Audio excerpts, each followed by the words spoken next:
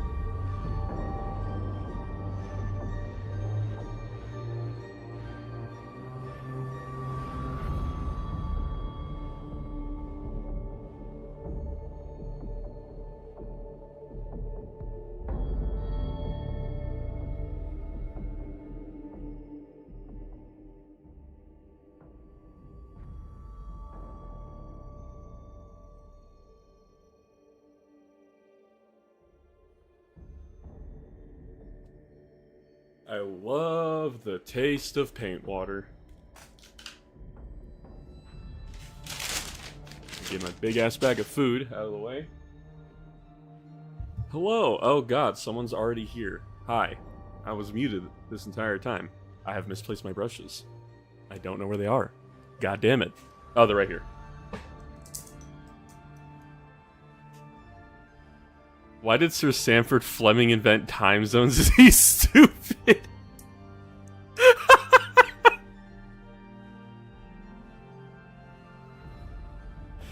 I don't know if you pulled that name out of your ass or if that's actually the name of the guy who invented time zones. I do agree with you. Time zones are bullshit. Oh, I should probably turn down my mic.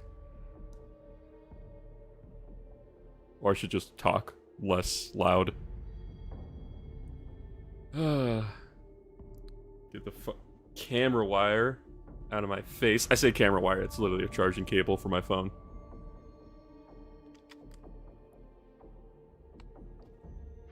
Damn, that Golden Arches Dr. Pepper does not hit as great as I thought it would. Let me just go ahead and... a little bit of paint cup action. Hello, everyone. I don't know how many people are in here, and honestly, I'm not going to bother looking, because then that's just going to give me some form of, oh god, social anxiety. Get all these situated.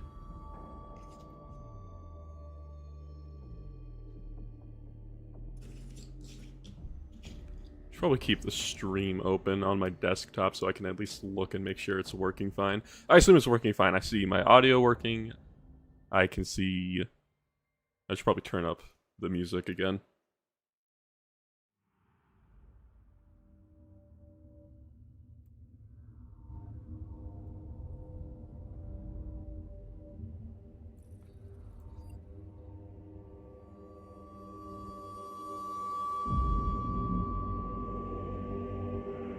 There we go.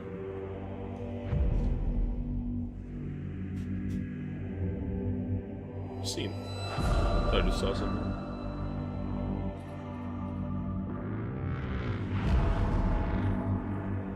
Well, it seems to be working.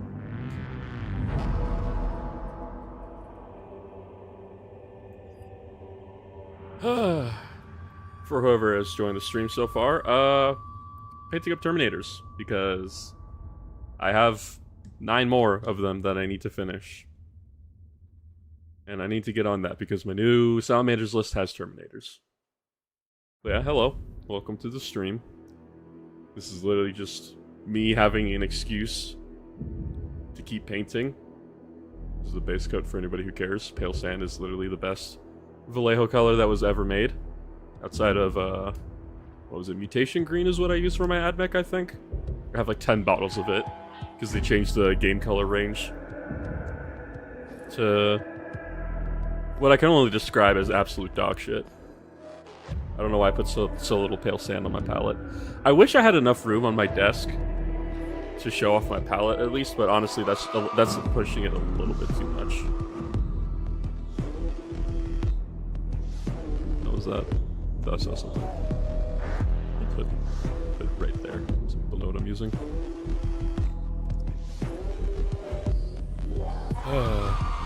I don't expect to get a bunch of people in here like what happened last time. Last time was weird. There was like 20 people who showed up from different corners of the globe. But it seems like streaming at night is probably the way to do it, because they get a bunch of people overseas in the morning. I really should be doing this step with an airbrush, but I hand painted the last guy and he came out fine. I just realized, speaking of hand painting, this one has a tabard. I think it's because he's supposed to be the sergeant. The sergeants aren't a thing anymore. Then I believe the front was... I believe it's still Pale Sand. Yeah, I did want to stream earlier, but my friend wanted to hang out. We were playing Night Rain, and we tried the new Everdark boss, Tricephalos. That's just kind of hard. Your profile pic made me buy 80 Mark IIs? Buddy, I'm sorry to tell you, but I think that's a Mark III. I think you bought the wrong mark. I love Mark III armor. It's probably my favorite pattern of Space Marine armor that's out there. I don't really like the other patterns all too much. Tacticus is alright, but that's also because I own like 50,000 Primaris Space Marines.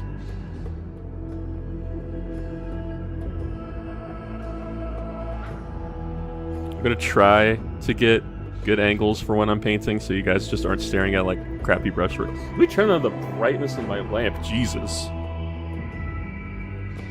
It's a bit too much. It's a bit blinding painting good enough. Yeah, I guess. I forgot if it was Mark II or Mark IV or 5. No, Mark V is Heresy Pattern, which is like not a real mark. It's just a bunch of different cobbled together pieces of armor, if I remember correctly. Mark IV, I think, is what was in like the Age of Darkness box, the Beacon Murians and all that. Wow, this is gonna be an awful model to paint on stream. I did not think about how bright this was gonna be. My fault for choosing such a light base coat.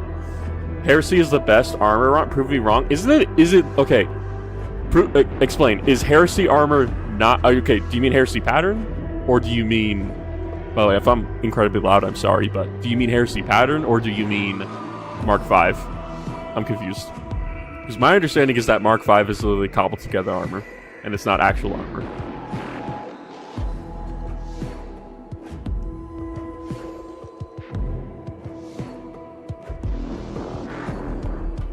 I thought I had a bigger brush than this. I do. This is a size 10.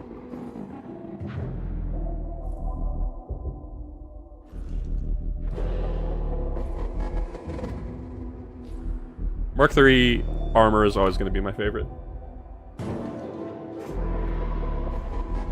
Simply just the best armor. The helmet is cool. The helmet is the only original part, but it looks cool. Let me look it up.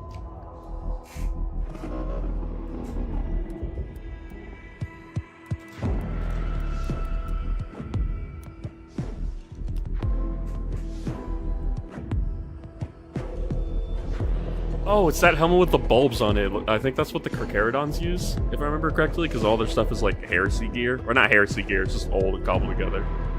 Because Carcharodons are basically Chaos Space Marines, they're just lying to everybody.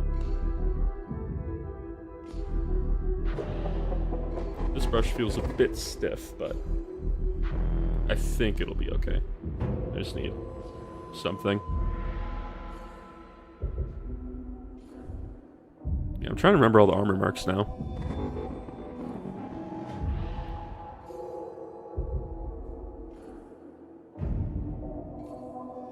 Mark II. I think Mark II was like a step... I say a step down. It was actually before, but it was the heavy quotation step down from Mark III. Mark III just, in my opinion, looks better. And also it's the Iron Warrior armor. Almost all, like, Heresy era Iron Warrior armor you'll see is like Mark III. And then I think Mark VI was like old school Space Marine armor, like not Rogue Trader, but like 5th edition, I believe. That's what Mark VI is. I know too much about Space Marine. At least that'll be good for when I do Blood Angels and Dark Angels videos and Iron Hands and everything else everybody keeps asking me for. I think I had someone ask me for someone asked me to do Farsight today. That was a comment on one of the videos. I said one of the videos on today's video. That was the comment, is Farsight win? It's like, brother, I don't even think I've mentioned Tau once. I don't even think I've tangentially mentioned Tau, except for Trazen, the one Trazen keeps in his vault because he's a piece of shit. Okay, this is not the brush I was supposed to be using. This brush is meant to be gunked up. I have another size 12 somewhere. Grab it.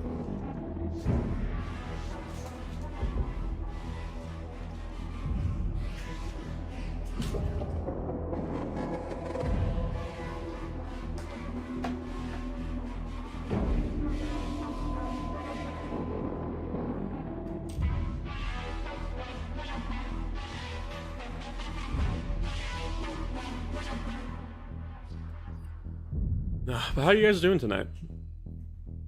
I have no idea. If anybody is, or if the what did Fantome say? Perfect for the end of my insomnia. Narcolepsy just kicks in and puts him back to sleep. There we go. That feels much better. All in the cracks.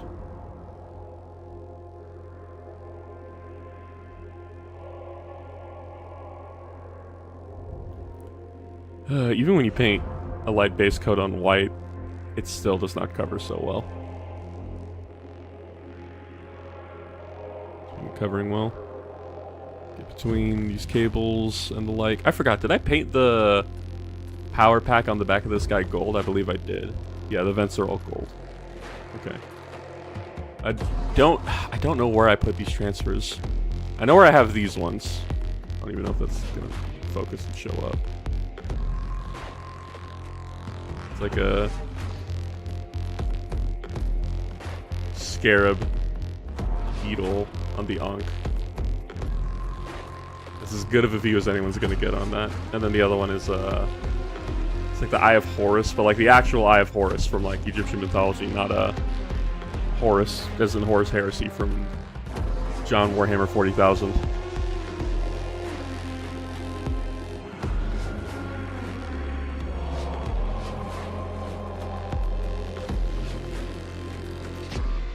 Get all this underside. Nobody else is gonna see it but me, but I will know. The underside is not painted. Just groin. Well, that's one guy with base coats done, and I did not have nearly enough paint on my palette.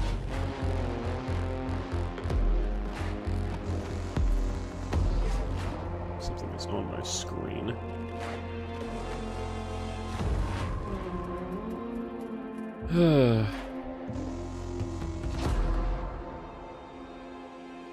Keep it right there.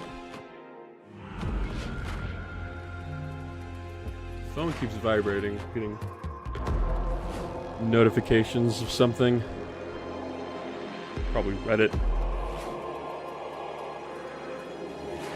Do I turn that autofocus off? I'm probably gonna leave it, honestly.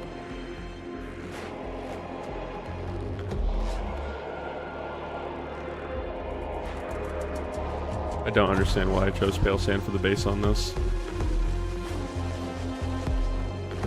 I say the base. I don't paint like GW where you do base, layer, and highlight. I don't do that. I just do base coats, trim, wash, and then any effects I need to layer on top of that, like glows and the like. That is it. It's about to be 9. We'll be able to get some of these guys done, hopefully. I anticipate I'll at least get to the wash stage tonight. I don't know if... Actually, it's hoping for a lot. How much gold did I do on these guys? Not a terrible amount except for that. I didn't paint his shield. I'm fairly certain the shield is Pale Sand as well. It doesn't look like it. It looks darker than the rest of it. Just got here. What are we painting? I'm painting up my Terminators. Scaled up Tartarus Terminators for the Terminator Assault Squad because Games Workshop still has not released upscaled Assault Terminators for some reason. I don't know why. Camera, no, stay with me. I need to... So it's on like a bendable neck or whatever because I don't have like an actual tripod mount or anything like that, and I don't think my desk could accommodate something that big. So every time I hit this desk or I accidentally tap it, it just looks like I'm going through a massive earthquake. Ooh, there's still supports on this guy. What the hell? Thought I took all these supports off. These are 3D printed, by the way, for you ask. Like, I thought I had a Marine somewhere. Oh, here's a Blade Guard veteran. Custom Blade Guard veteran I have. Up next to my Terminator. There's dust on him too! The dust joke will continue until I die. But yeah. Both have storm shields, except these guys have a different kind. Pretty similar-ish height. I probably could have upscaled these guys more, but he's also like in a running pose. So he's a bit crouched over, where this guy's like almost fully stanced up. Terminators. I thought about painting Skaven today, but we're keeping it 40k dust for the dust guy. I worry that the bigger this channel gets and the more that people join these streams, I'm gonna end up being known as the dust guy, which honestly I'll take it. I need to dust more around my house. For a guy who owns miniatures, I don't dust nearly enough as I probably should be. Hello Salmonoid. I remember you from last time. Did I say that right? Salmonid. Salmonid. I was gonna call you radiated. Good to see you back. Yeah, because last time I streamed this, I streamed at like 11 p.m. and went all the way until like 12:30, my time specifically.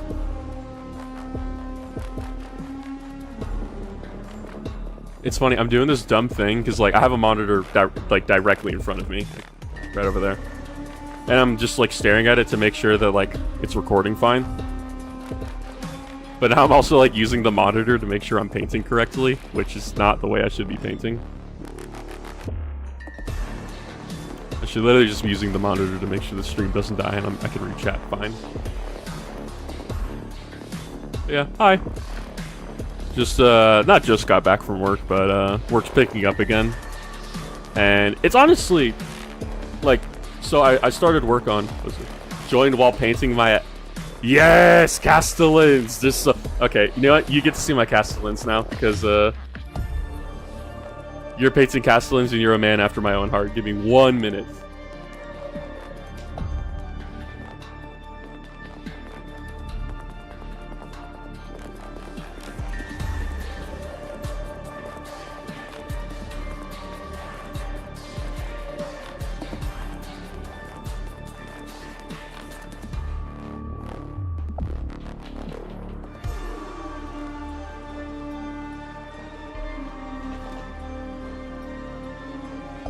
Probably gonna have to redo some parts of these guys. Vacuum cleaner for the clean. God, I hate you guys so much. Oh my god. I'm gonna have to redo some of these bits. Doing a Stygies 5. I love Stygies 8, or yeah, Stygies 8's paint scheme so much. Like, I feel like it's like a cop-out AdMech answer of just like, oh yeah, of course you like the black and red paint scheme, but it's so good. But I have my own custom Forge World scheme, which I've shown off a bit. I'll probably show it off more when I go to another tournament, because I kind of want to play AdMech again. I don't know if I'll play Iron Warriors, but this is my Castellan. Blasters mounted on the fists, and a dome that looks like the, what are they called? Castellax from Horus Heresy? This used to be magnetizable, but I got so annoyed with it falling off, I just glued on the flamethrower, the Indenstein combustor, because it's literally the best thing in my opinion. And chain capes. These were an absolute bitch to do. I do not recommend doing chain capes. I have a Imperial Knight that has chain capes like this, but all the chains are completely loose. So when you move him around, the chains waggle around, and it adds so much weight onto this model. Like, this model is heavy, honestly, with how, like, all the chains. Like, I'm holding the chains by the weight. Super glue. Yeah, it's, so I don't know if I have any with me right now. So I would get, like, a paper clip and just, like, or I'll just show you, actually. There's paper clips underneath on the underside of these that are, like, holding them in place. So I had, like, I would bend, like, 5 paper clips, or I'd cut them in half and bend 5 paper clips to go all along the back.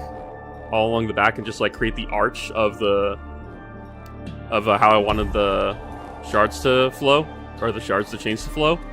And then I would glue the chains on top of the paper clips slowly, one by one. And I have to, like, here you can see it's like a little bit crusty on the other side. I would have to hold it taut and just like glue. I use gel super glue. Yeah. Hello, Nicholas. Thank you. I use gel super glue almost exclusively. The only other glue I ever use is this stuff, the Tamiya extra thin cement, in case I'm just like gluing something that like needs a hard connection. But yeah, it's my Castellan. I have 4 of these built, and I had 6 total, but GW doesn't want us to run these in squads of 6 anymore, and I'm mad. He'll go here. Why not? He'll guard the pale sand. I am going to grab one of my burgers, because I have not eaten yet.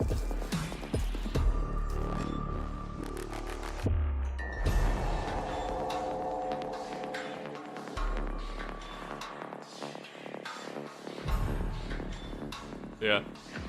I love Castellans. Cybernetica Cohort is like one of my favorite parts of AdMech. It's just, it has 2 units. Technically speaking, 3 if we're talking about like 8th edition, where you could volunteer servitors to be Cybernetica Cohort. Crumbs for the Crumb God. My workstation is now clean because it's actually a workstation now. This used to just be like the desk where I would like eat. Heretic Burger. Alfarius, I will go ahead and tell you right now, it is a double cheeseburger from the Golden Arches. I'm still new to the scene, but I'm going to get my first AdMech team together, and I'm hopeful that it turns out well. Low key, I want to do more make more custom stuff after seeing yours.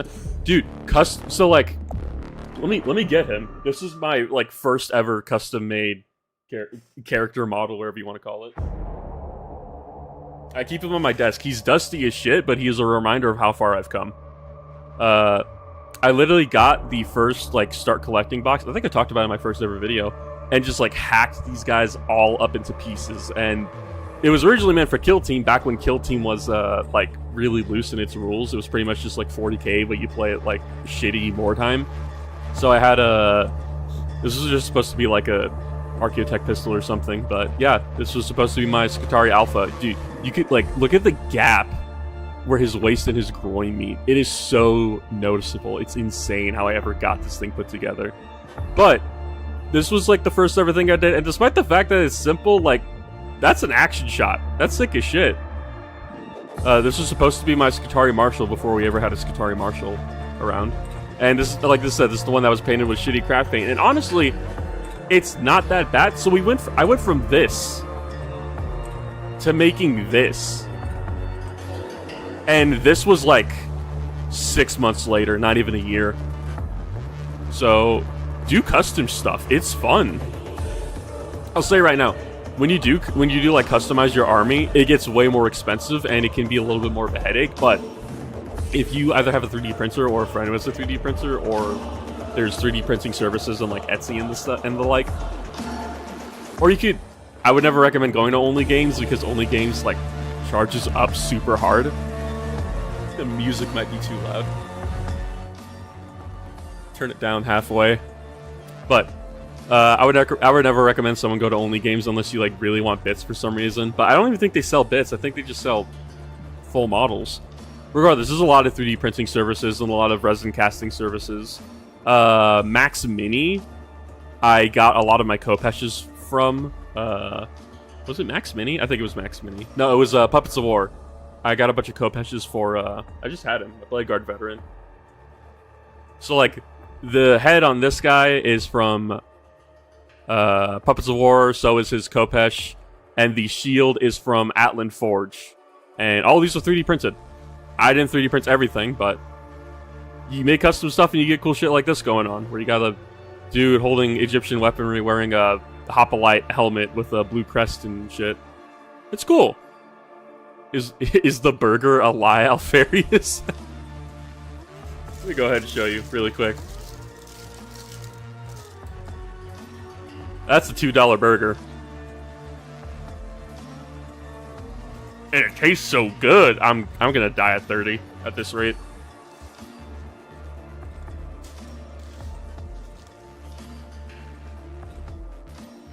Gentlemen, we've run into an issue. They did not give me napkins. What did you say? So cool, absolutely got me reimagining my whole army now. If I was able to show my Castellan, he'd be the first. I mean, you could post it to Imager and just send me a link so I can go look at it. But no, dude, there's so many people who just like sell bits for shit. I don't remember where I got mine. I was looking at this bonk ass website. What was it called? It was called like Shapeforge or something. It was a super expensive website for what you were getting, because I was buying 3D printed like bits scaled for what we were using, but it was a surface that is originally meant to be used for like bigger 3D kits, like prop weapons and stuff.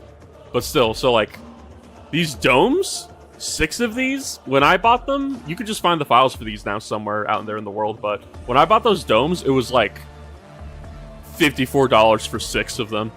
It was so dumb. And it's not even like perfect print quality, so like you can see on my shoulder pads for these guys, I don't know if you could really see it, but there's print lines. They're pretty pronounced, because the wash went into the recesses, and this is old Nuln Oil wash. The sauce is not trustworthy. Me when they meant it works. I'm gonna go ahead and grab a paper towel really quick because I got a burger on my hand.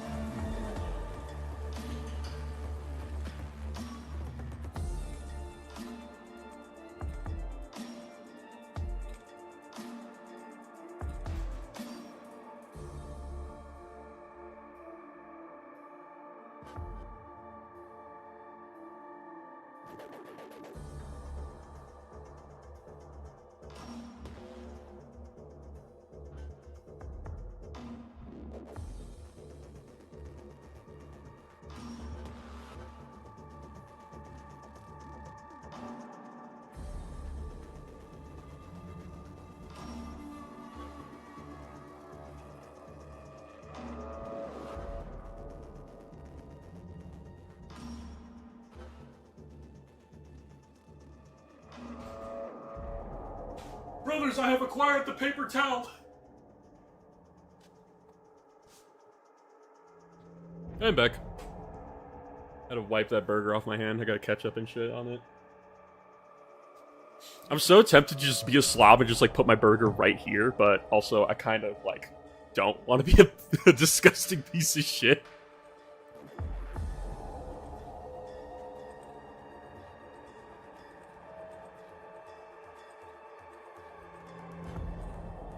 I should open up my stuff here so I'm not draining my internet. Also, we did it, boys. By the end of this night, pants are the perfect... Jojo, that is the... My napkin... that is the foulest shit I heard in a while. And I say that because I was that person at one point in my life. Just like, oh, a little bit of ketchup? Wipe that on my pants. Just disgusting. I'm not gonna sit here and act like I'm the best human being in the world, but nah, that's gross. Oh my god. By the way, how do you like the how do you like the stream border? Little guy down there and that. I'm so stupid. The force fiend, it's not funny, but it's super funny to me. And that's all that matters. No. Go ahead and get more paint on these guys. I'm at least gonna get the base coat done on him, and then I'll go ahead and inhale this burger real quick. I ate fast, dude. I think it's like genuinely a problem. Because I'll be like hanging out with, not hanging out, but I'll be like going out with my family sometimes when we're eating dinner. I wish I had that reaction because I had a fit over it, actually. Oh my god. The thing that sells it for me is that because the Forge Fiend, the one with the plasma, has 3 heads, it just looks like all 3 of them are just like pogging. So that just makes me super happy. My sloth is my burger. Literally just noticed the Forge Fiend quite base. It's my favorite Chaos model. Like, right now, so like when did I start playing? Or when did I start using the Forge Fiend? I was at the end of 9th edition. At the end of 9th edition, the Forge Fiend was like, okay. I don't even remember what its rule actually was, but when 10th hit, and we were doing index battles with all the guys at my shop, I only brought one Forge Fiend, right? And my buddy, I think I told the story before, my buddy brought Guard, with Lord Leontis, and he's like, oh, you could put him in a 20-man blob and give him a command squad, so it's like a 26-man blob with a epic hero.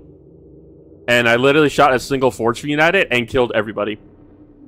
Because this was back when dev wounds were normal mortal wounds. So all the damage spilled over, and I did like 18 damage in mortal wounds, and the rest got converted into just normal damage. It was the most insane thing. And you know what the best part about that was? I failed my Dark Pact, took all my damage, and then I failed all 3 hazardous tests and instantly killed my Forge Fiend. Instantly. After murdering around like what would that have been, like 450 points of guard? Just instantly killed my Forge Fiend. Because he had the audacity to just shoot his guns. It's just a gamble. And I think that's why I like the Forge Fiend so much. you don't really have to like put too much into it. There's ways you can tech into it, but it's so much more fun to just like pull on the slot machine and see what happens. God, I'm actually mad because I don't remember if this is dark sand or not. I'm pretty sure it's dark sand. Pale sand and dark sand, when you shade them with Agrax Earthshade, or Agrax Earthshade, whatever it's called, they look pretty much the same. My paint is too diluted, I feel.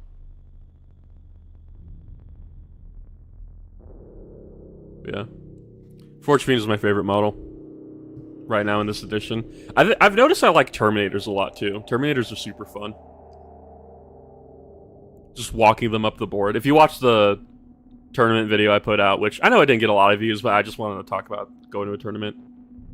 Sounded like a fun video.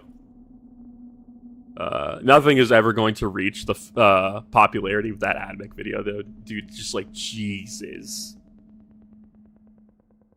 Out of nowhere, like, my second video gets, like, 22k views. It was crazy. I saw it got shared. Someone told me it got shared on the AdMech subreddit by the guy who reposts everything.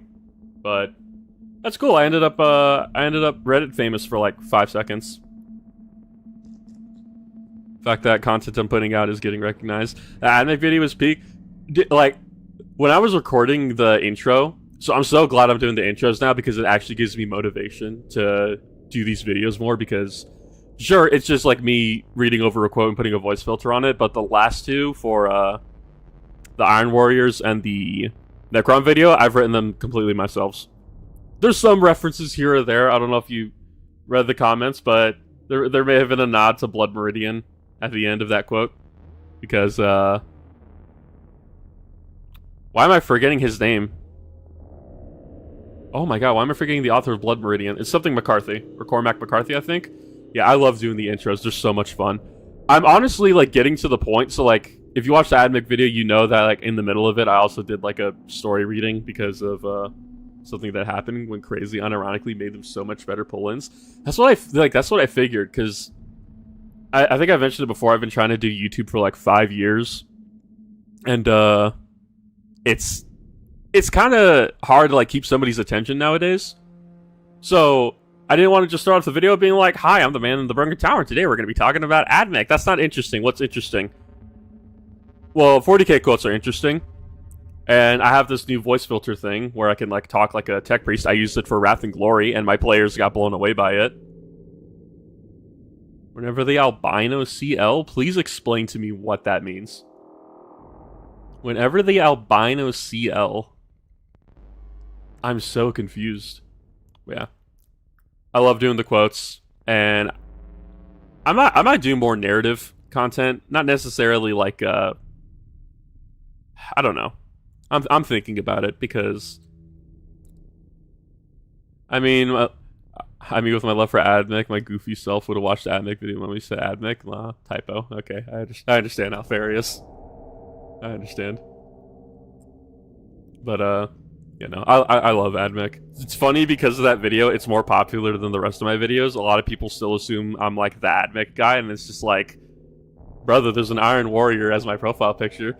Going to make a judge joke, but you ruined it? What do you mean? Just write it. I didn't ruin it.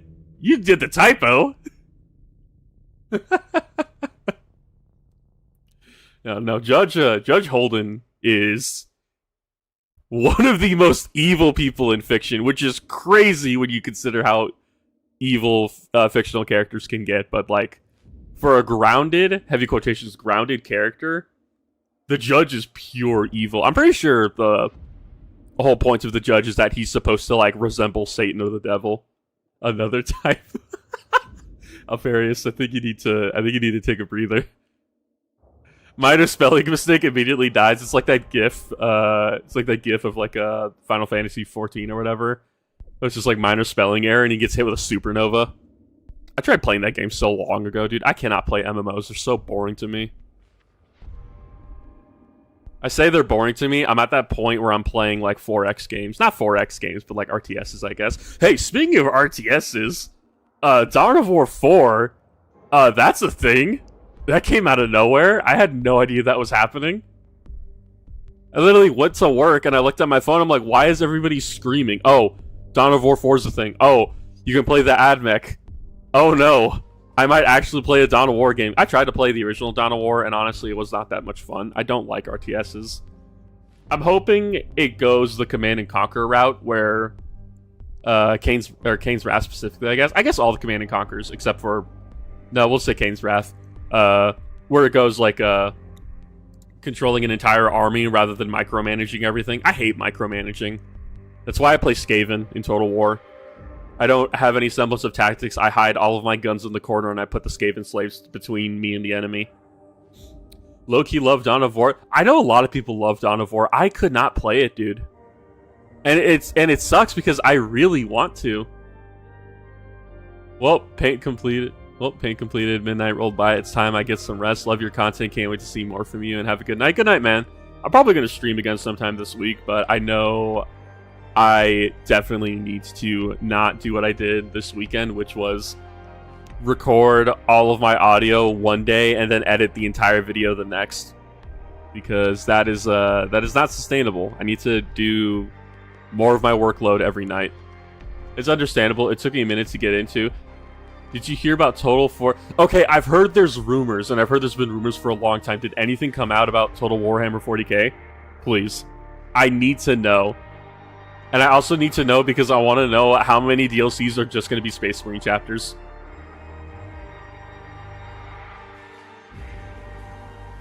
Because I know CA, Creative Assembly, for anybody who doesn't know, they're the developers of Total War. I know they did ranged combat in, I think, one of the Napoleon games, and they kind of got it dialed in. So it literally feels like every other game CA makes is just like, okay, how do we use this for a Total War Warhammer game? And can you imagine how crazy a Total War Warhammer game... So, like, I don't know, I'm thinking about this in too big of a scope. So I'm imagining, like, settlements or planets and shit, and you're going around the entire galaxy and just, like, conquering the Milky Way. The only thing that would suck is because it couldn't, so it works for Total War Warhammer, the fantasy one, because you obviously have places where, like, people belong. So, like, obviously the Skaven live in Skaven Blight, they live in Hell Pit, so obviously that's where they would spawn. But imagine if you're, like, playing Tyranids. Like, do you just show up wherever you want? That's what I want to know. I don't know, I just want to be able to play AdMech in, and I want them to play, like, Skaven. Because I'm such a rat, and I don't want to learn how to actually play a faction. I tried playing... I'm such a brain-dead person when it comes to RTSs. I have to play, like, a steamroll faction, or a faction that just, like, lets me win, like Skaven. I love Ikit Claw, dude. It's my favorite character.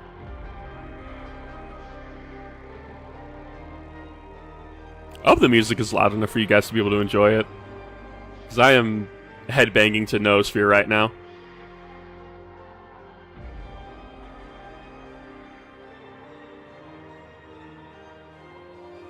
Well, I feel like there's a part of him that's unpainted. There we go, I found it.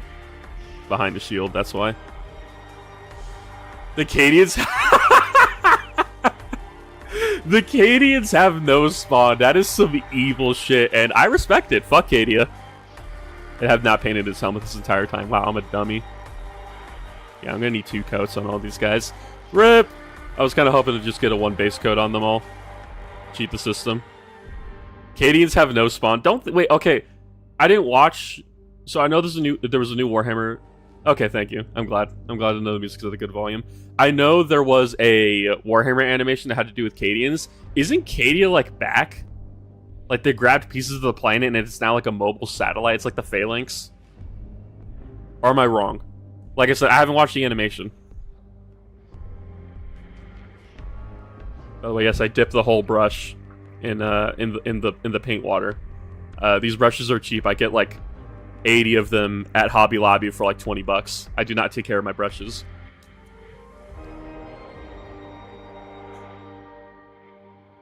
Like, no, like, the Cadians, like, they got, like, they... I don't remember what the animation's called. But it's one of the newer ones. They fight like it's a bunch of Cadians fighting a Chaos Space Marine. And I'm pretty sure, like, Cadia's... It's not back, but they have like a Phalanx style, like, fortress thing over there. Right? Or am I crazy? Watch your Iron Warriors and Salamanders video. Just wanted to drop by and say I think you're doing something great. Thanks, I appreciate it. It's just the spot where Cadians go to pay respect. Oh, that's kind of cringe. As a guard player, fuck Cadian. They are so overplayed instead of the more interesting. Brother, I hear you. Talarn and Vostroyan Firstborns fucking represent. Those are my favorite factions in Guard.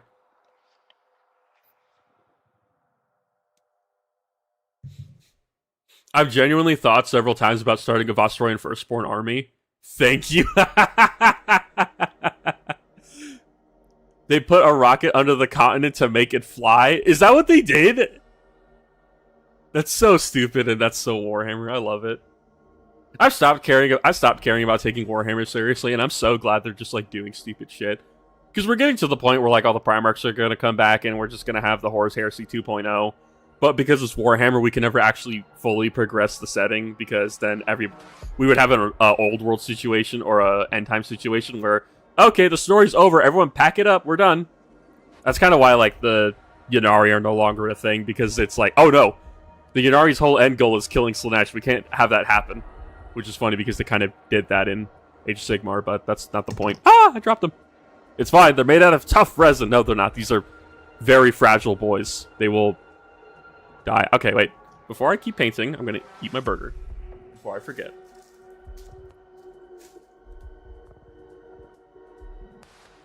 You know, Vostroyan Firstborns, my favorite regiment. All I want is my miserable life as Vostroyan Firstborn. Okay, so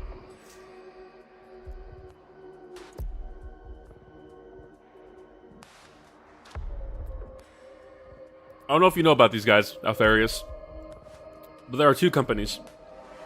Anvil Industries, not to be confused with Broken Anvil, because Broken Anvil are a bunch of scam artists. Anvil Industries and War Games Atlantic. They have Vostroyan Firstborn stuff, and I'm pretty sure Anvil Industries sells physical as well. No, they do sell physical. So if you want Vostroyan shit, go look at them, and I'm pretty sure it's cheaper than GW.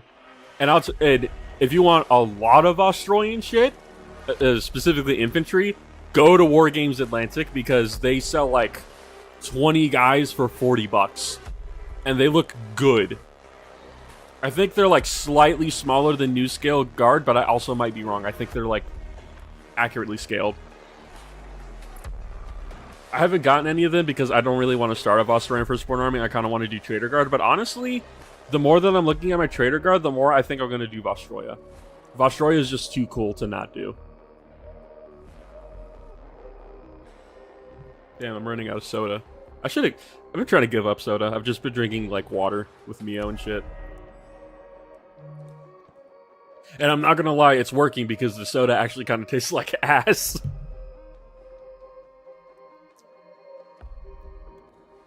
It's been 8 years since I didn't hear it's such a clean oh no.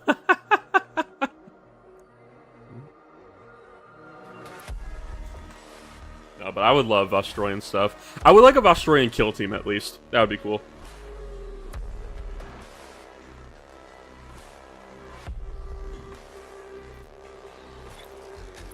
Knuckles reborn. Fucking.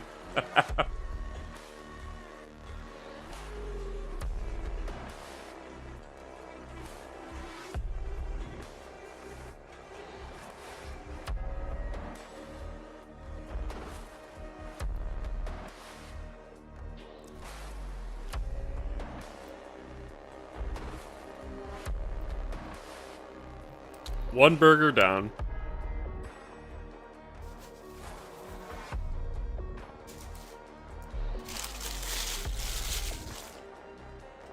Sorry about the rapper noise. I know I'm fat.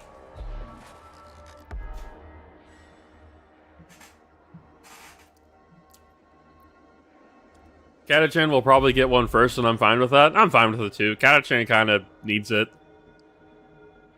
I will say, like, I'm glad all the Deathcore of Krieg fans are getting all their minis done in plastic, but also at the same time, dude, give love to the other regiments. We got Attillans, and that was it. I'm still waiting on other stuff.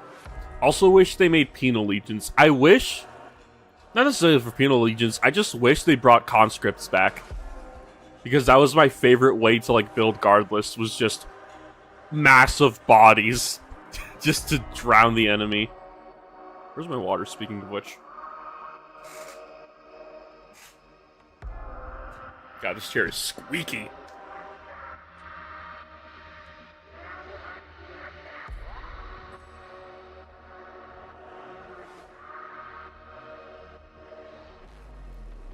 Penile lesion equals corpse starch. Brother, I'm gonna have to ask you to read your own sentence because that is foul.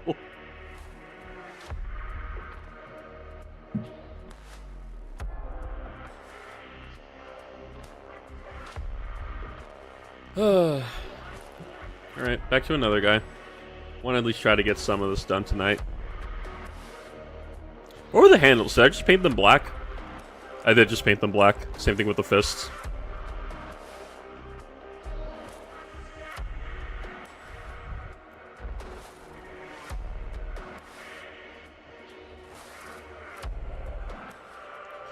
I don't know if I really like Tartarus armor.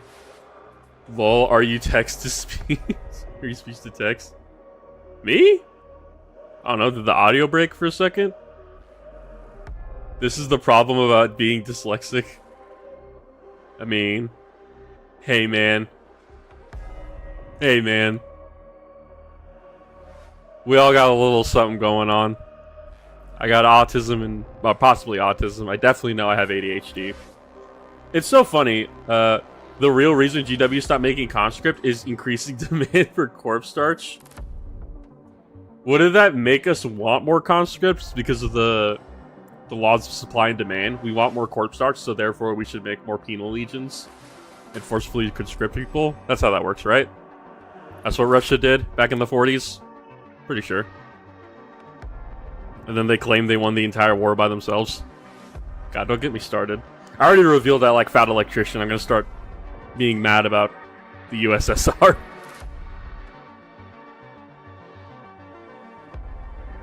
I do not remember this track being this funky. It sounds like synthwave almost.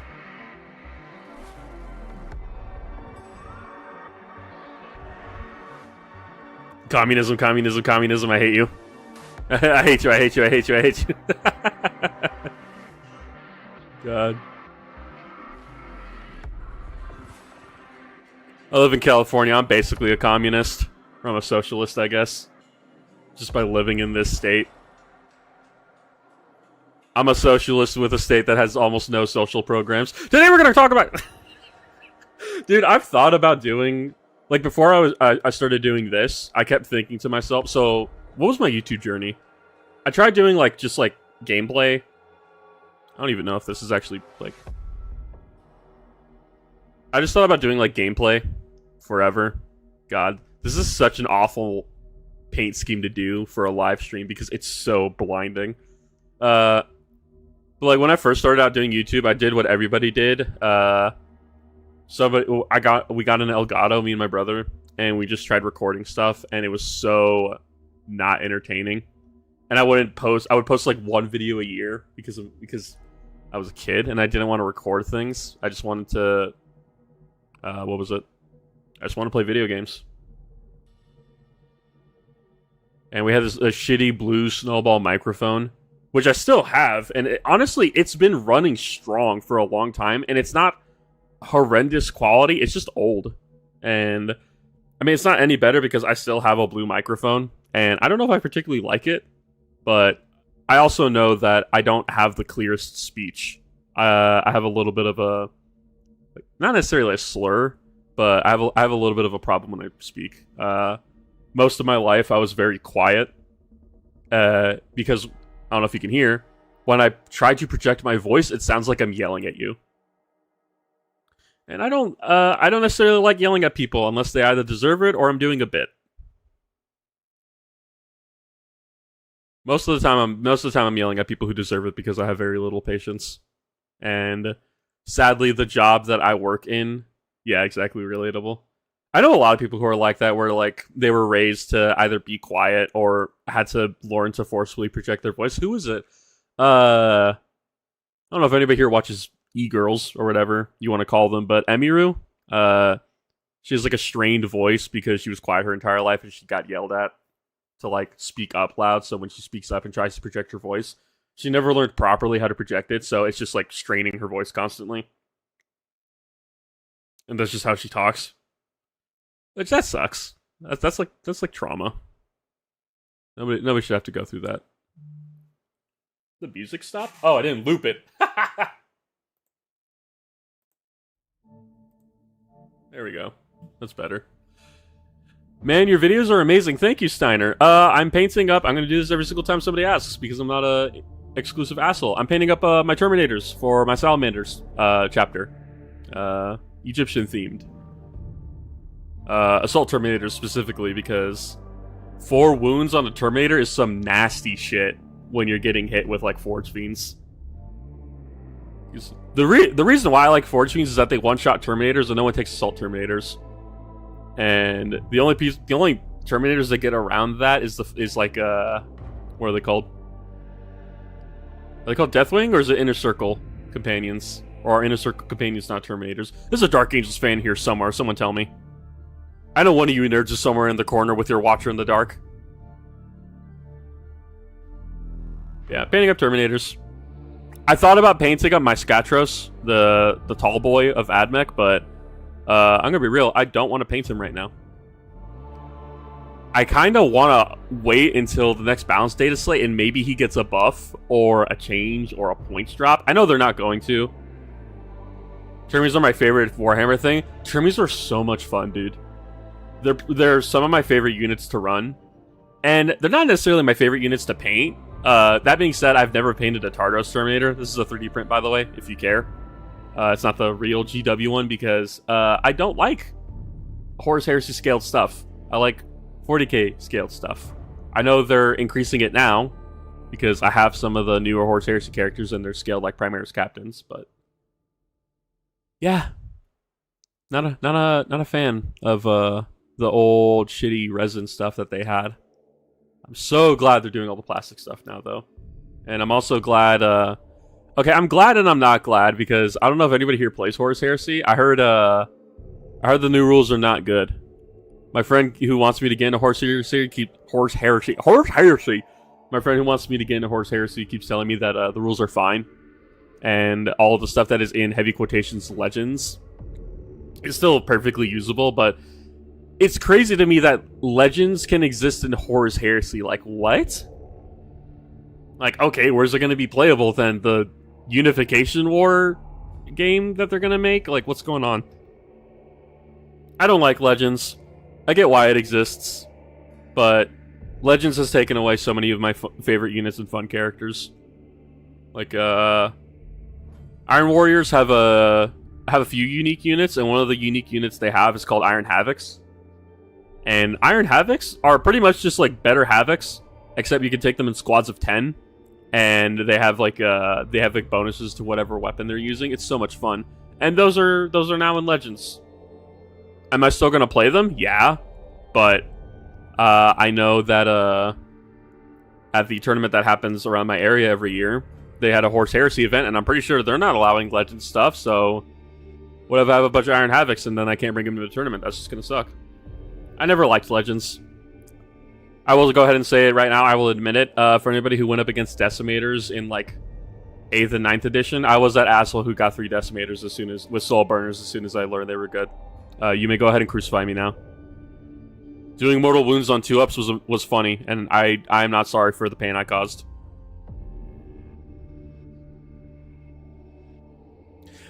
Oh yeah, and Legends also took away like half of our demon engines for Chaos, which I was never gonna run a Brass Scorpion or anything like that. It's just too much. It's too many points and too much money in general. But I miss my Decimators.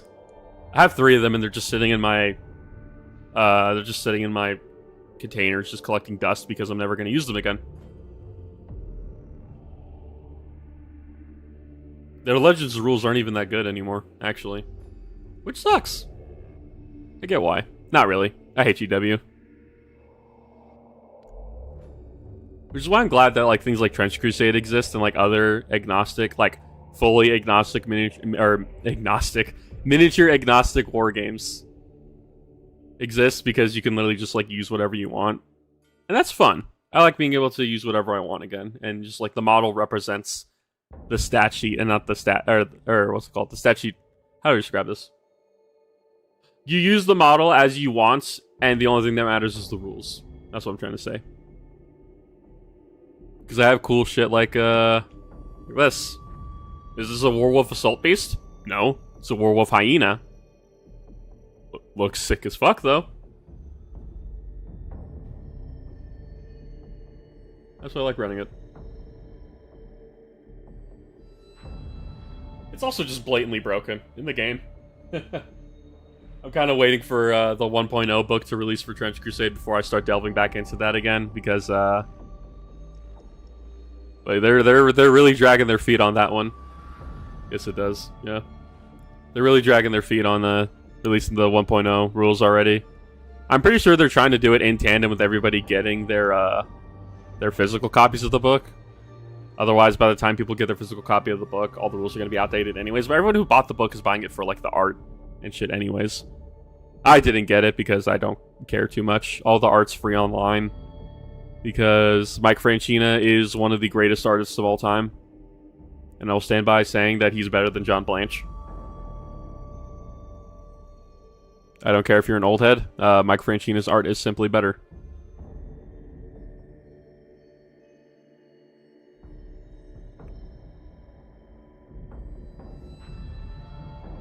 That being said, I do like how GW is going back and like, specifically with the Black Templar Castellan, and I don't know if they did it with any other of the old artwork, but the Black Templar Castellan being out of what is it, like a 3rd edition Black Templar art or something like that.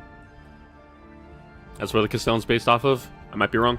I have no idea. I don't play Black Templars. I have a dad who loved me. I'm joking. You can like your flavor. You can like your super special flavor of Marines and get all your cool, unique models. I'm not salty about it at all. No, absolutely not. That's a lie. I am. I want Pyre Guard and Fire Drakes. Ja ja ja ja ja.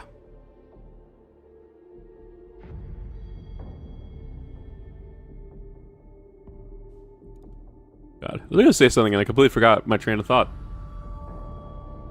Oh yeah, just legends suck. That's about it. It also sucks because like these guys technically count as relic terminators. You technically can't, or you can't run them anymore. So that's why I got them. I got them all set up as assault terminators because I knew relic terminators were going to go away, and that just makes me sad. I would have loved to be able to keep terminators with like plasma blasters and stuff. Instead of either having a choice between Storm Bolter's combi weapons and Lightning Claws and Hammers. I am worried that if and when GW releases the new Assault Terminator kit, that they're just going to change the loadouts for literally no reason. I don't think they would. I think the people who like Assault Terminators like their setup too much. That being said, I don't know a single person outside of like Paul is bad at stuff who likes Lightning Claws. Lightning Claws felt good in older editions, and I can't explain why. But they felt good in older editions. I also own, what was it? I own, what are they called? Vanguard Veterans or whatever? Except the ones that I own are like the old Firstborn ones. Which are technically not even technically they're not even a kit, I don't think.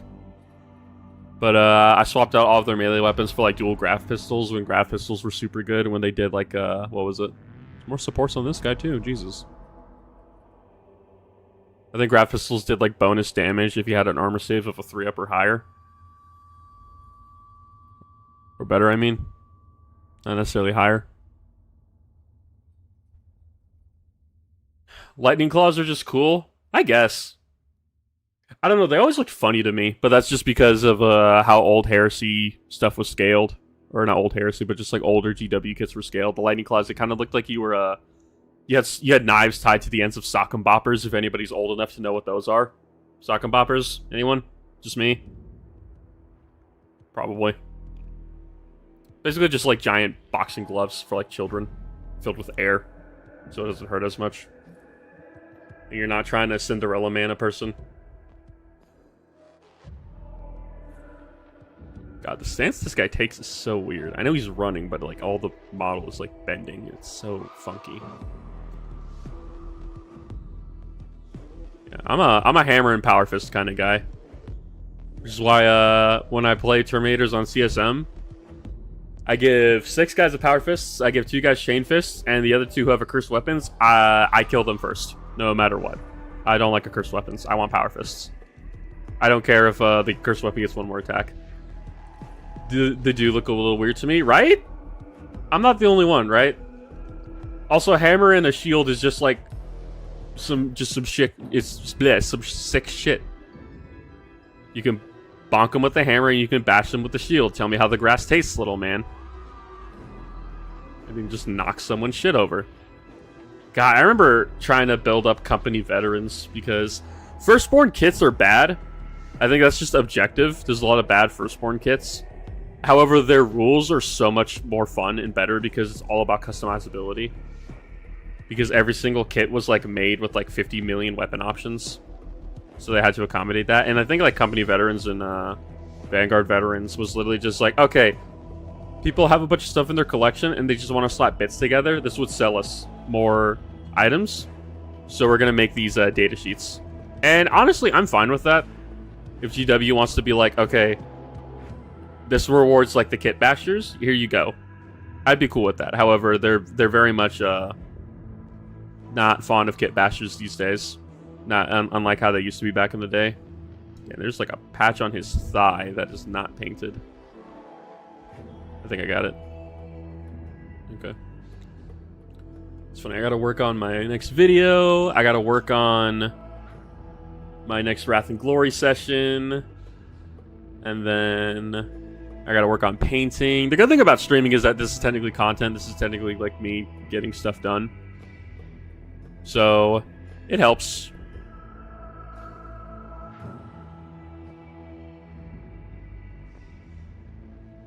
Too much paint. Too much paint.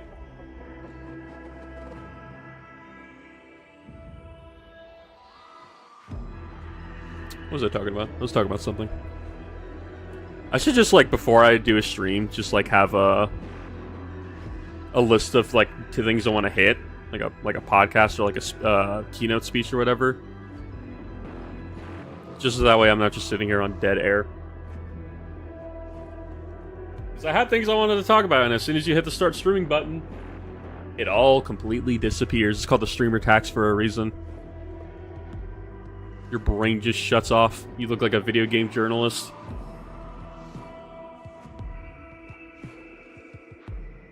I cannot wait to get past the Space Coast stage, which is taking a lot longer than it should, but if I was using an airbrush, I'd be done by now.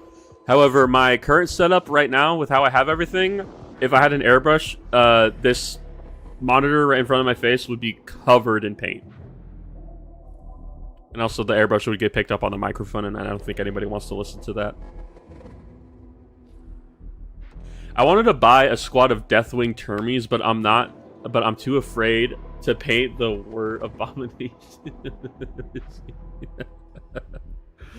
Oh my god. The new ones, right? Or there are new Deathwing Termies, right? Or am I wrong?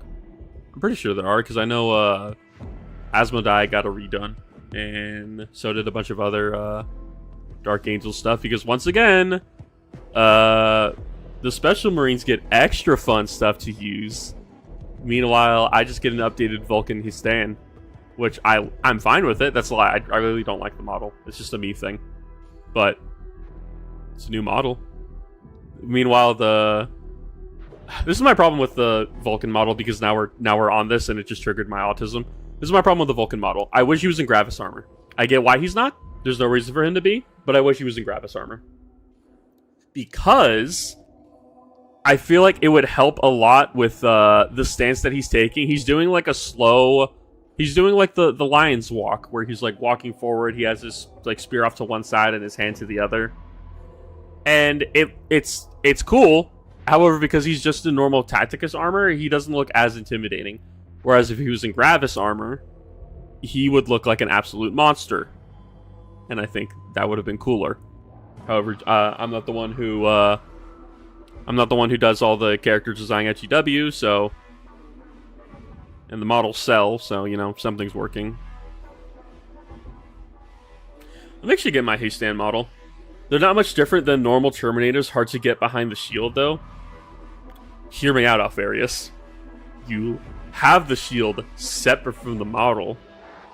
Crazy. No, I know what you mean. I like having my entire models, if you couldn't tell, built fully, and then painting around. There's going to be models, or there's going to be corners on this model that are completely unpainted, and I'm just going to have to live with that for the rest of my life.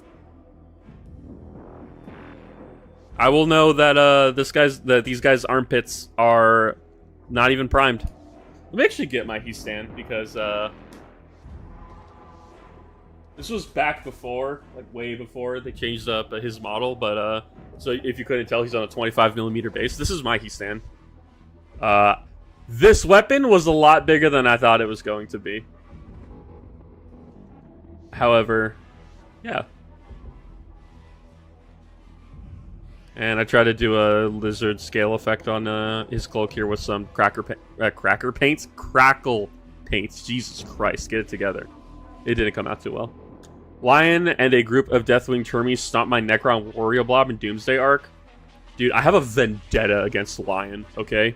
Like, let me give you the lore on this really quick. I believe it was my second time going to PSO, the big tournament that's near me. One of the games that I fought against, it was the second time I went to PSO because it was Index 10th edition, I believe. Like, my third game was against Lion. Build all models in one day and set them to one shelf for the week. That's how real men do it. Brother, have I got... That's all 3D printed bits. That was supposed to be a Nightbringer. Now he's all covered in dust because there's no cap on him. So I know what you mean. But no. Like my third game, the second time I ever went to a grand tournament, or a big open, whatever you want to call it, it was... I dropped 4 Obliterators right in front of Lion. This was when the Obliterators were back in squads of 4. I dropped 4 Obliterators in front of Lion, and I popped the strat to do reroll hit rolls and wound rolls, and I hit him with the Melter profile. Didn't get a single wound off. That 3-up invuln is actually bullshit, and I will stand by that for the rest of my life. I don't care. He should have a 4-up. Give him a 4-up and a Feel No Pain. I'll take the Feel No Pain. He should not have a 3-up. That shit is crazy.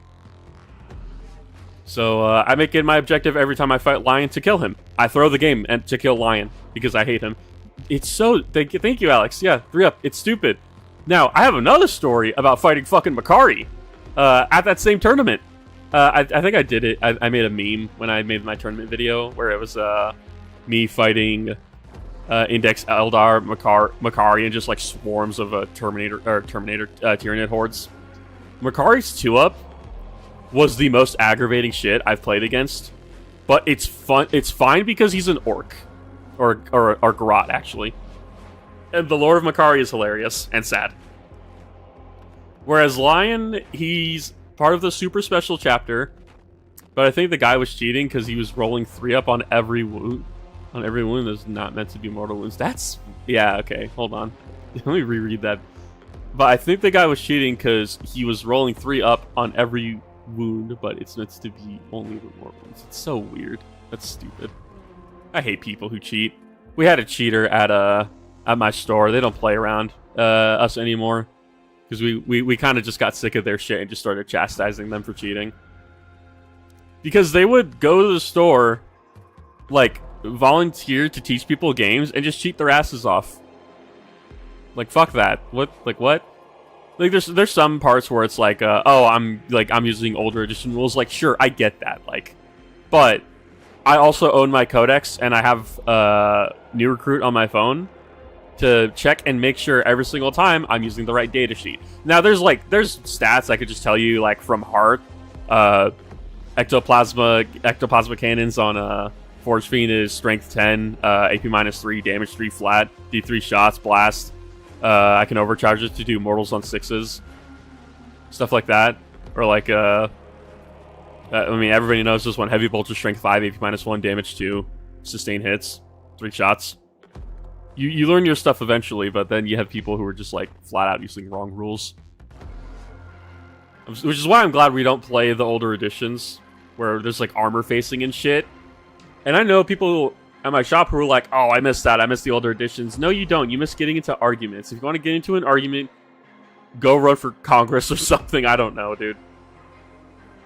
Don't fill your empty life with my Warhammer hobby because you just want to argue with people all day long. And there's been times where I got stuff wrong and I've apologized. Like, I played Thousand Suns with their rule, which is Bring Us a Change. I played it completely wrong. However, I played it completely wrong in the exact way I was supposed to. So, I never really broke the rules. However, I still feel bad because I played the rule wrong. But that's because I have a conscience and I'm not a piece of shit. Unlike people who cheat. Did you guys hear about the dude who had the pocket Hellbrute? That shit is so stupid. Lone Star Open just attracts cheaters. It is crazy. And there's some cheaters at the tournaments that I go to.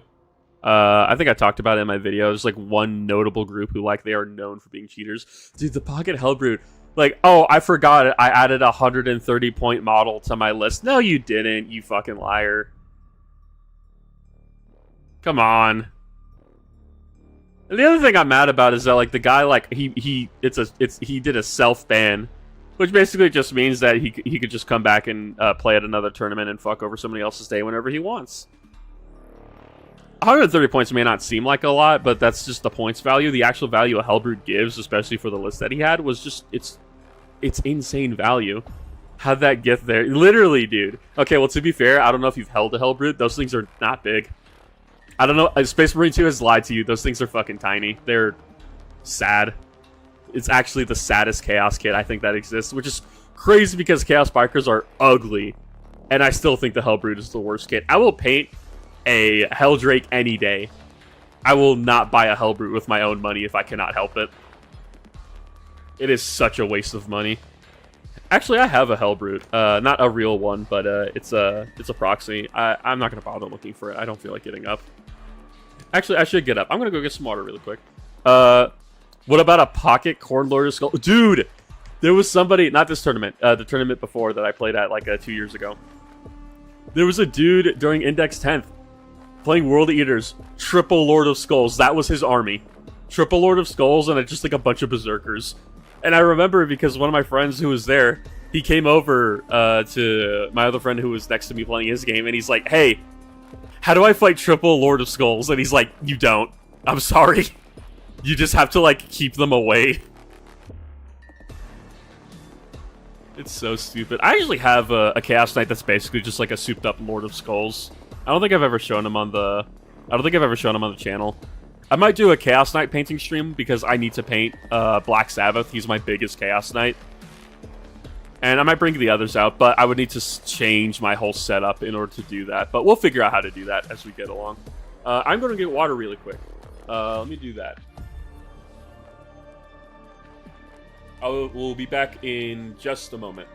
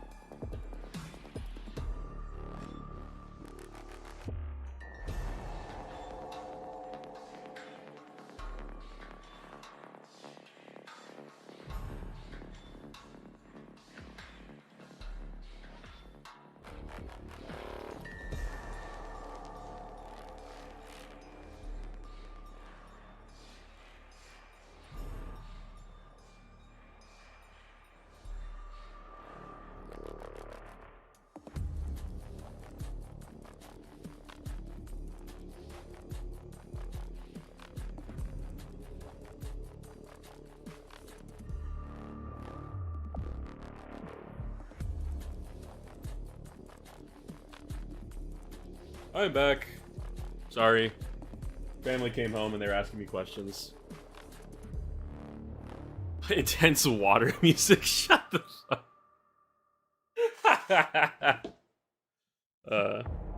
I did lie. It is not just water. It is water with Mio because I'm trying to give up soda, and this stuff actually tastes pretty good for not having sugars and stuff in it. And no, I don't buy Gamer Supps. I don't want Gamer Supps.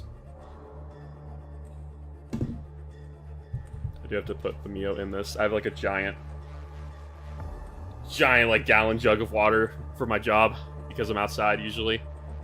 And because of how my schedule is actually looking this year, I'm outside for like 2 hours at a time. And I don't know if any of you have checked the California weather lately. It was 110 degrees around 11 o'clock. So yeah, drinking a gallon of water has now become a necessary part of my life. God, dude, the Pocket Hellbrewed is so stupid. You should try Tang if you like Mio. Okay. Loner, I'm gonna be honest with you. I grew up in the middle of nowhere in the boonies.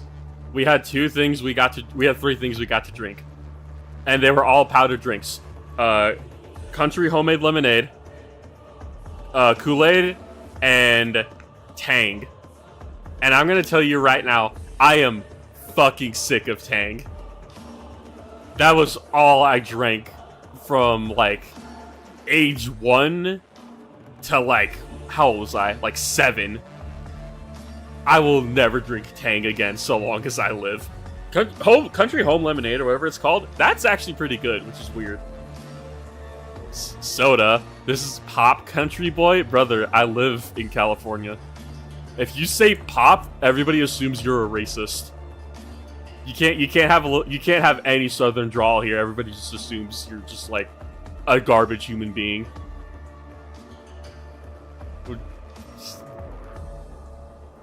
If I said Pop in front of a Californian, I would say I'd be shot, but they don't have guns.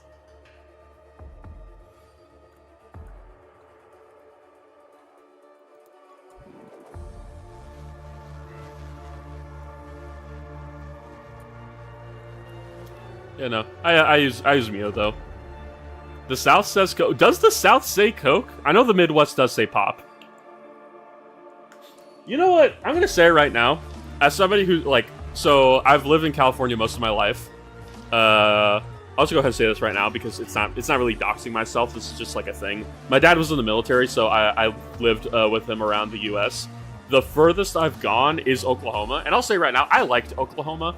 Oklahoma was kind of nice. It's all just very boring and it's quiet, and I don't mind that. However, that being said, if we're going to say any part of America is true America, it is the Midwest. The Midwest is America. It is full of just like semi-nice people who just want to get their job done, come home and be with their families. And they talk in semi-funny accents and they like soda. If you're going like full stereotype, you would say Texas is, and yeah, like Texas and the like is like real America. And anything on the East Coast can just, frankly, well, not anything on the East Coast. It's just New York. New York can burn in hell. New York is the LA of the East Coast, and I hate both of those places. I visited LA too many times in my life, and I visited it enough to know I never want to be anywhere near LA. Like Burbank is the furthest I will go towards it at this point. Because they're not even like out of my own choice. As an Ohioan, we are just default Americana. Yeah, I'd say so. Ohio's built pretty different, which is funny because they're just built standard. There's like, as far as I know, there's nothing like wrong about Ohio. I don't know if Ohio even necessarily has any problems. I don't even know if you guys get tornadoes or anything. Or like any natural disasters. Is your natural disaster just the same as like Minnesota? You just get mosquitoes? Is that your natural disaster?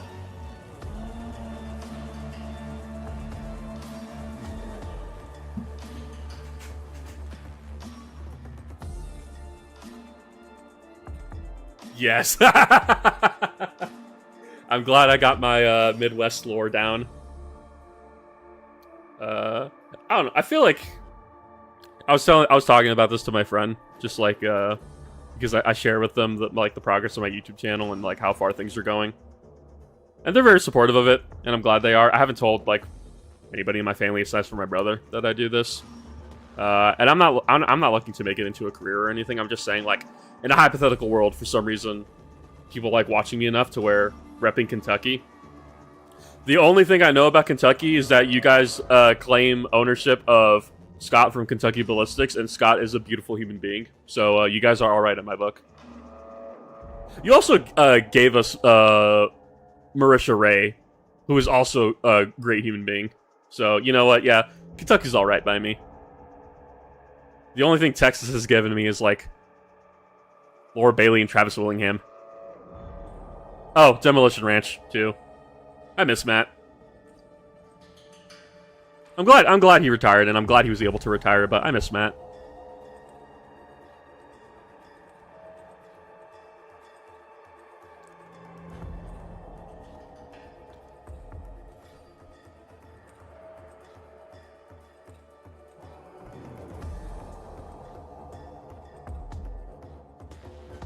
Yeah.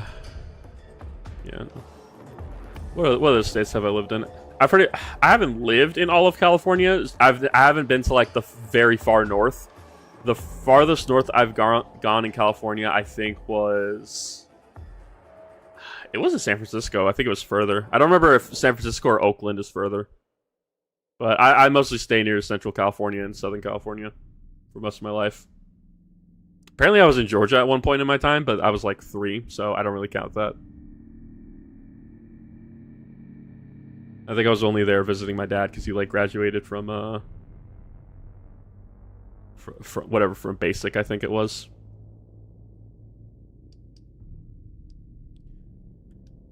I don't know if I should be talking about my dad too much because I don't really want to dox myself, but also at the same time, I think it's funny.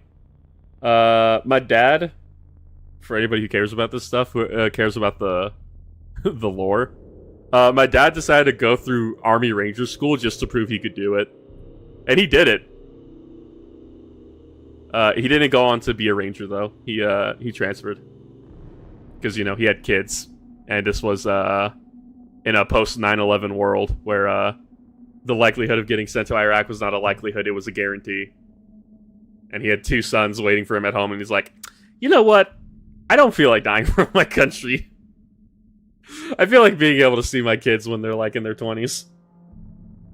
So, but he did a bunch of stuff, and I don't remember what he did for his last job. He did so many different jobs, and it literally, from what he told me, it was always the thing of somebody at his new base or his new work being like, "Hey, we need someone to do this. Who's qualified?" And he's like, "Technically me." And you're like, "Okay, cool, you're hired."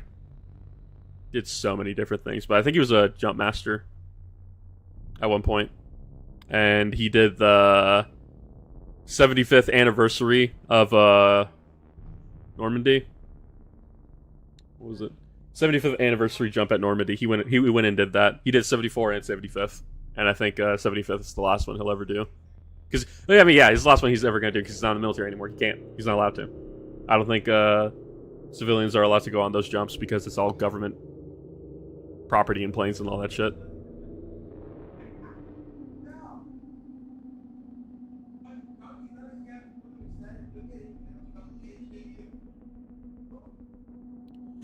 God, these Terminators... I was about to say these Terminators are going to take forever. I just looked back. I only have one more Terminator to do base coats on. I'm going to have to do a second coat, but... What is it? We're an hour and 30 minutes into this stream, and I have to do a second base coat? Kill me, brother.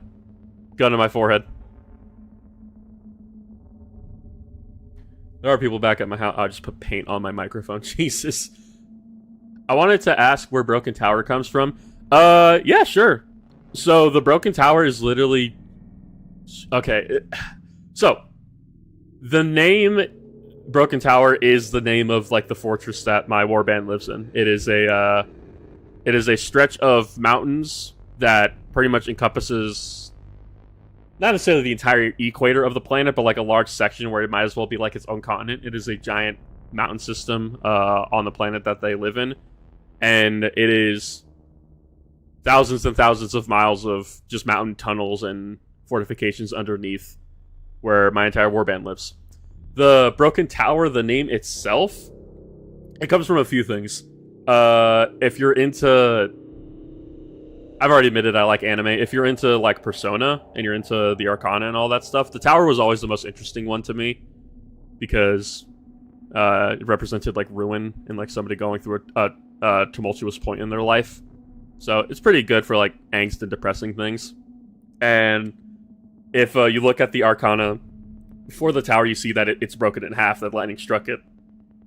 And then there's a second thing, which is less lore heavy and just more cool. I played Shadow of War a while ago, and I never really got far into it just because I'm an idiot and I don't understand how, like, the quest lines work. And I was just playing to just fight orcs because that's just fun to me.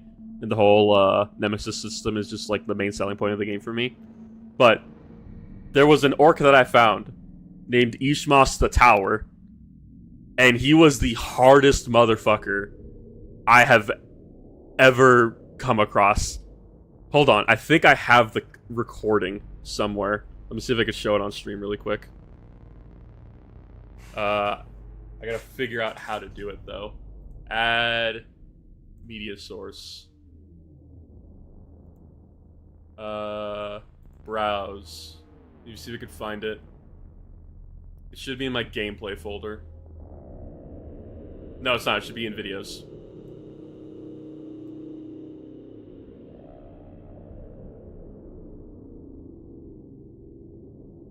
Oh, here we go. I found him.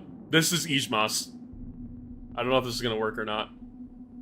On me. Ragging on you? Because you weren't there. Oh, shit. I thought for sure you were gonna talk some smack on me a little bit. That was Ishmas. I don't know if there was a lot of smack talking on you. That's amazing. Oh, it just plays once. I'll play it again. On me. Ragging on you? Because you weren't there. Oh, shit. I thought for sure you were gonna talk some smack on me a little bit. I don't know if there was a lot of smack talking on you. That is my boy. And he was... He became overlord of that area after I liberated it. Yeah, Ishmas was a killer. It was so funny because, like, I don't remember how I got him because he was, like, so impossible to fight. I have never gotten that animation. Dude, it was so cool. So, yeah, exactly. Dude, he earned being overlord. He killed so many orcs. And it's so funny because, like, I think I did like the whole coup thing to, like, weaken him so I could so, like, you could, like, turn his mind over to you. And Ishmas was, like, the most loyal orc I ever had in my entire army. Like, he saved my life twice, if I remember correctly. And I believe his quote was, "Come break your back against the tower," and that's the war cry of my my Iron Warriors. Come break your back against the tower. That's where the Broken Tower comes from. It's both nerdy Persona stuff, and it's also a homage to one of my most favorite NPCs I've ever ran into in the history of gaming. I'm just mad that not Monolith, but Warner Brothers copyrighted the Nemesis system, which is funny because, like, Warframe kind of got around it a little bit, and, like, they made their own version with, like, the Kuva Hunter or whatever it's called. But if I remember correctly, it's not, like, perfect. Like a lot of things in Warframe, it's not perfect. Right? Ishmas the Tower. He was supposed to be, this was back when I did my first ever D&D campaign. He was supposed to be like not a main villain, but like a villain that the players could eventually run into. And he became important for like a backstory for one of my players' characters, but that player character ended up dying. What did he die of? I'm trying to remember. I think he got disintegrated. Yeah, they are Tartarus Terminators. I haven't done one. Let me get him because he actually like shows up on camera. They're 3D printed, but yeah, they're Tartarus because I have Cataphracti for my Iron Warriors, and I didn't want to do Cataphracti again for my Salamanders, so we're doing Tartarus. I don't know if it's my favorite pattern of Terminator, but it's pretty cool. I wish there was more Terminator patterns, and I'm gonna be honest, I'm not a fan of Saturnine. I've never been a fan of Saturnine armor. It's always looked stupid to me. There is such a thing as too much shoulder pauldron. Man, I gotta play Shadow of War again just for the orc names now. Dude, it's a fun... Thank you, SD. It's a fun game if you just want to, like, kill time. That being said, gotchas and stuff have, like, consumed my fun, like, my kill time gameplay or whatever. I say gotchas. It's just ZZZ because I like the characters and I like the voice acting and I like the animation. I barely spend money on that game though. I'm a rat. I would log in every day just to get like the free gems and stuff. And it's to a point where it's like, by the time I come back and I play the game, all the top-ups are back. So I just spend like $50 and get whatever character I want. I don't try to get every character because that's just stupid. That's how you waste money. I just go and I get all the characters I like. And I'm kind of just hoping Billy gets, for anybody who plays ZZZ. If you do, I'm sorry. But I'm just trying to get or hoping that Billy gets a S-rank version of himself. So I could go mess with that for a while. Be fun. He's one of my favorite. He's not good, but he's my favorite character to play.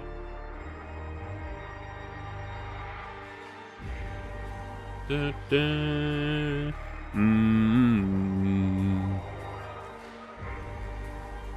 God, I love Noosphere so much. I heard something about Warner Brothers game going what?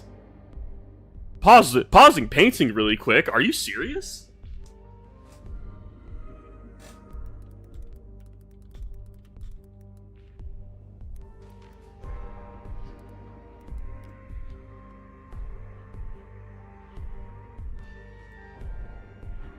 Oh shit, they closed down Monolith.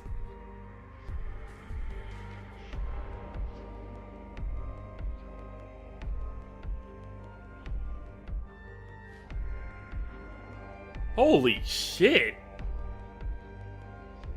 I had no idea they closed it down.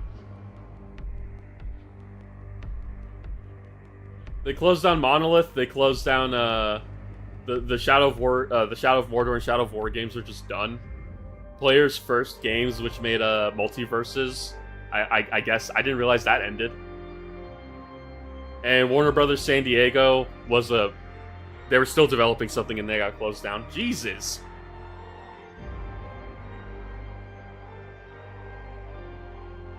Yeah, no, the studio's still, or not the studio, the company's still around. They just canned all their studios. Oh fuck, I'm sad now. God damn. Thanks, Sample. You just killed my mood. Nah, it's fine. That's how it goes when you end up working for a big publisher like that. You always run the risk of just getting your studio closed down. Which sucks.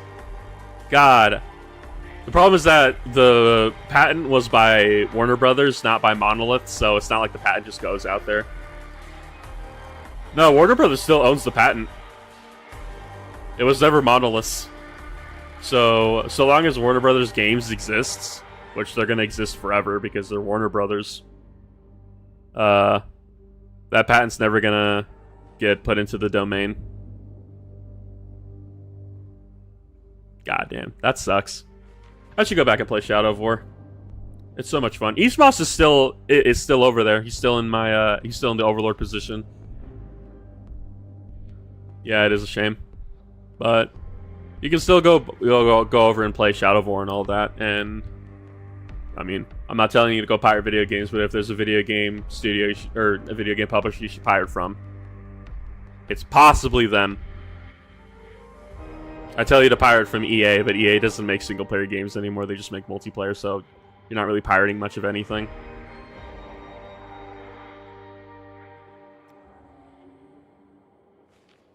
God. You know, it was Eastmoss, and I tried so hard to, like, hunt this Berserker guy down. But the problem is that you have to be able to beat him in order to take him in the first place. And he just kept beating my damn ass. And every time he beat me up, he got to level up. I think I got sick of him to a point where I was just like, I'm just going to coup this guy and kill him. There's so many... The Shadow of War, just like system, is so crazy. You could just do so much stuff and there's so many interactions that you just never see. Which gives you a reason to keep playing, but it's also kind of like the roguelike idea of it, of just like, there's so many different combinations, there's so many different things that you could see. Why would you stop playing? Ooh, and then you're just playing the same game forever. And I'm gonna be real with you, I'd rather be playing Night Rain a little bit than just hunting for orcs at times. And sometimes I'd rather be hunting for orcs than playing Night Rain. It goes both ways.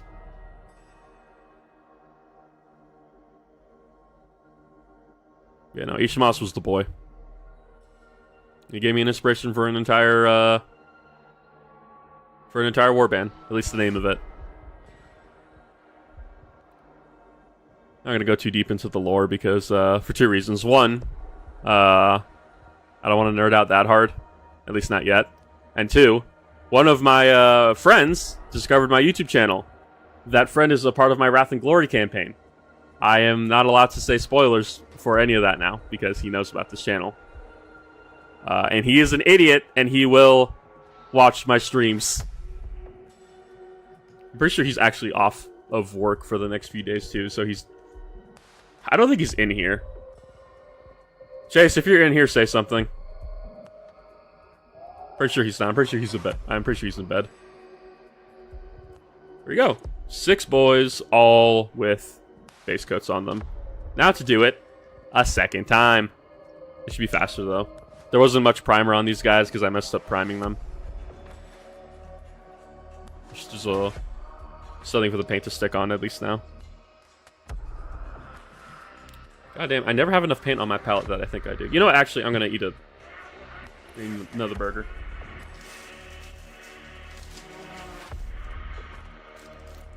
So what are you guys up to? Anybody, really? You're just sitting here watching this loser sit around, paint Terminators, and eat burgers?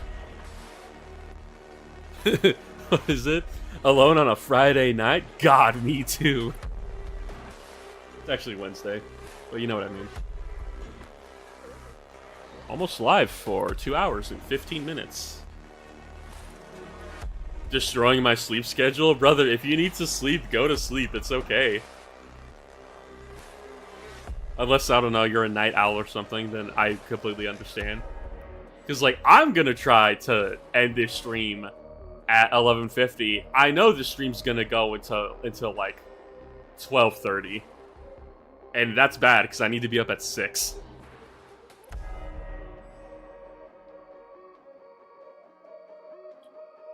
Morning over here, getting ready for work. I found the European. He just outed himself. It's so crazy that I actually have people. It's 1:22 a.m. I just got back from a drive through Portland. I'm past Night Owl stuff. It's Thursday over here. Jesus, brother. A drive-through Portland. Never been to Oregon. Can't say I want to go there. God, I remember one time I went to go visit my dad. When, I'm gonna be real, Alex, I don't know what flag that is. I don't think that's Poland. Is that Poland? Am I wrong? It's hell. Yeah, Portland is hell. I've seen Portland from a distance. It's not great. I had my ex-girlfriend, my first ever girlfriend. She had family who lived up in Portland. Laps in 1:23 p.m. on a Thursday. My ex-girlfriend had family up in Portland, and like our relationship at that point was pretty serious. So it was like England. That's the English flag? I know that's not like the Union Jack, but that's the English flag, really? I didn't know that. But the relationship was pretty serious to the point where like I thought I was gonna marry her, and so like I was genuinely at that point. It wasn't even like what was going through my mind wasn't like, oh, we're gonna probably want to have a kid, and then I'm gonna have to save up. I'm gonna have to like get a job. Like this is back when I was in high school. But that wasn't my main concern. My main concern was, God, I have to go to Portland? Hell no. Yeah, being English, that's unfortunate.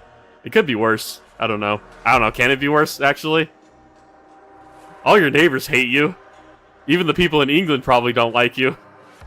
XGF from years ago, he thought he was gonna marry. Yeah, literally. He's just like me for real. That was high school. You know, I was dumb, and I genuinely thought that relationship was gonna last. But I'm not trying to be a sad boy. I was just dumb, and I was just trying to make something work out that was never going to work out. But it's all right. We both went our separate ways, despite the fact that it was messy at the beginning. But she's off and she's happy now, and honestly, I'm happy too. Oh damn, he just like me for real, for real. You know, it's funny. Your name is Rat Boy, and I love Skaven, so we might actually just be the same person. The original flag of Great Britain was just slapping the Scottish and the English. Oh my fucking god, you're right. I never made that connection. But I'm also an American. And I got bacon grease flowing through my veins.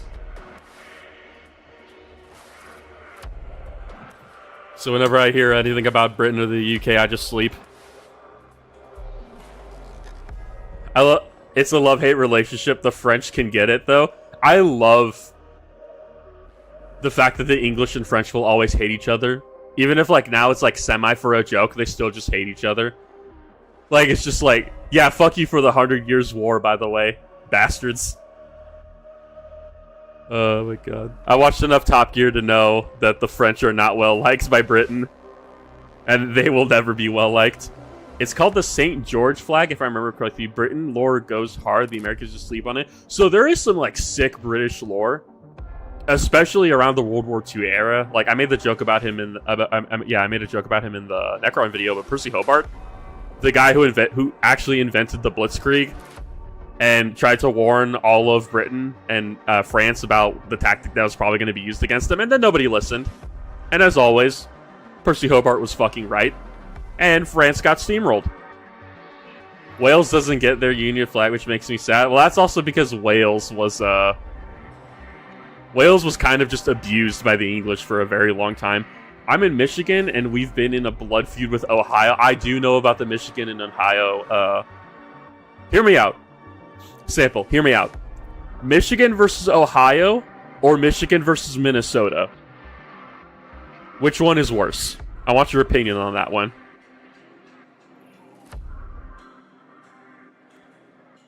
And I know there's an Ohioan somewhere around here, hiding in the crevices. Australia's only in-house war procedure. Yes, I forget what it's called. It's called like not the Lewis gun. The Ludi gun, I believe. It was literally made by an Australian teenager in a shed who got not conscripted. I think he volunteered to go out to war. And then, like, 2 years later, they discovered the gun in the shed of the Australian government. Instead of being like, wow, this is a piece of shit. They just said, this is the greatest weapon of all time. We need to mass produce this. Get Owen gun. Yes. They're like, this is the greatest gun ever, like the greatest mass producible gun ever made. Get Owen off of his like frontline duty. Bring his ass here. Let's design more of these. Yeah, prototype was the original prototype was a giant revolver cylinder. That's so funny. Fight me second to live war right now. I live outside of Detroit, so it's with Ohio around here. Gotcha. I have a friend, he in my D&D group. He lives in Michigan as well. He lives like, I think he said he lives like 15 minutes outside of Detroit as well. And yeah, he just stays in Michigan. He has no reason to go out to Ohio or any of the other areas. It was funny. So like he didn't have that great of a childhood growing up. And we did this thing where all me and my friends just like sat around and just looked at like Google Maps and just like looked at our old houses and stuff. And then it's his turn and he's like, yeah, I got jumped on this sidewalk because he went to like school in Detroit. And we're like, Jesus Christ, dude. Holy shit. It was just trauma dump hour for him. He did it in a joking manner, but still, it's just like, yeah, I got beat up here. I broke into this building and I stole stuff from it and then I got caught. He's like, God, man. Do you want a hug? Nah, he's part of my D&D group now, so. Cool, dude. We set a river on fire. Michigan could never. Isn't that because... isn't there a river over there that just has like a bunch of like oil on top of it or something? Where it's like very flammable because like brings off gas or some crazy shit like that? I love how every state has some like insane bullshit. And then for California, it's just like we got pretty bad earthquakes. And we're always on fire. That's about it. And we have Gavin Newsom.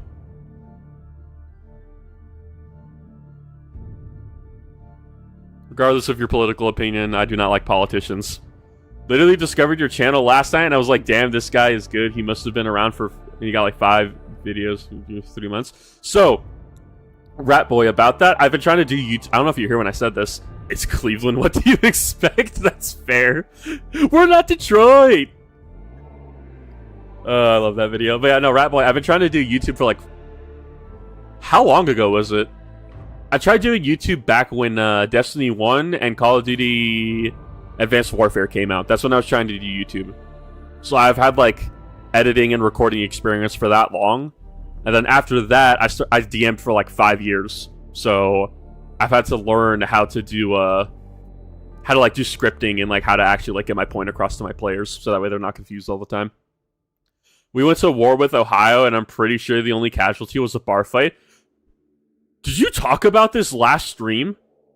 Someone told me about this. I remember hearing about that. God, that's so funny. I love learning about, like, stupid U.S. history. I say stupid. There's also that, what was it? It was like an armed uprising in... I forget if it was in Kentucky or if it was in Kansas. It was during World War II, and it was a bunch of Marine veterans that came home and realized their entire town was corrupt, and so they just literally, like, staged an armed uprising against the sheriff of the local government. And they won. I love that story. Fat Electrician covered it. If you want to go listen to it, actually be covered by a person who knows what they're talking about. I like Nick. Nick's a cool dude. He's very honest, too. For an electrician, pretty cool guy.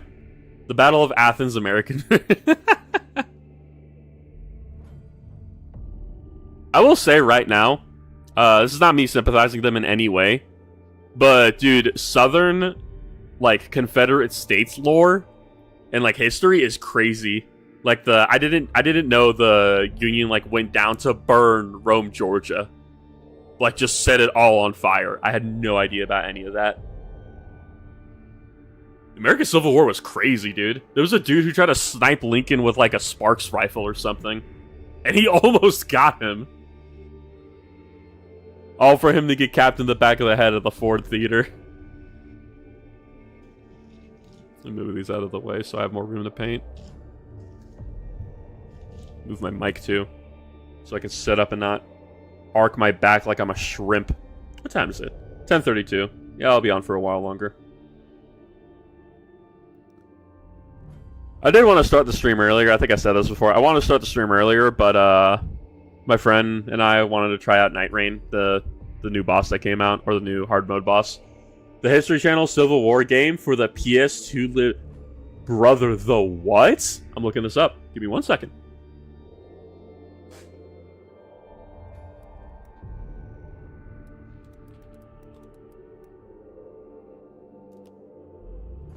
Civil War, A Nation Divided? Oh my god, you could buy this on eBay for like $50.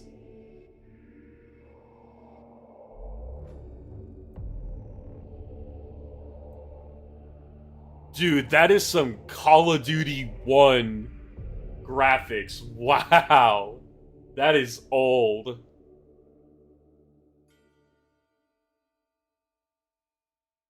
Oh, cool. There's a Henry rifle in the game.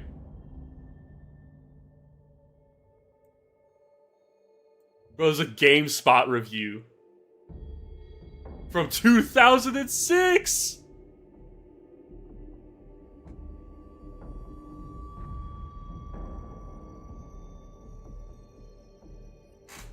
By the way, Kyle, I hate you for reading that. I hate you for writing that. An autistic man managed to become general.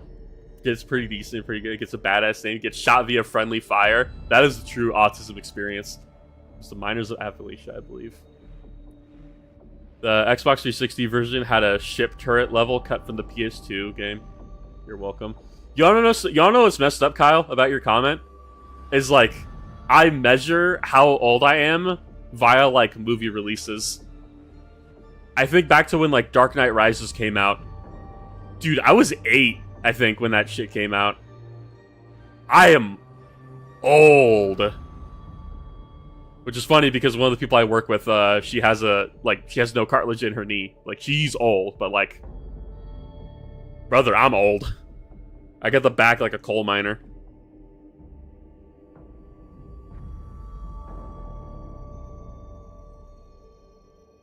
Yeah, I measure how old I am via movie releases and game releases. But yeah, no, it's crazy to think that there's freshmen in high school who were born when Skyrim came out. Dude, there's a Shane Gillis bit where he talks about famous old war veterans who was so autistic when he went to military school. I've heard about this story, even like before Shane Gillis. That's so funny. And also kind of tragic because the guy gets shot in the end. If we're talking about the same guy, unless there were two autistic generals. Shane Gillis, he's not my favorite comedian. However, his delivery of his lines is honestly just the funniest shit at times. What's the show he's on? Is it Tires? It's Tires, right? Tires, he just has some pretty funny bits.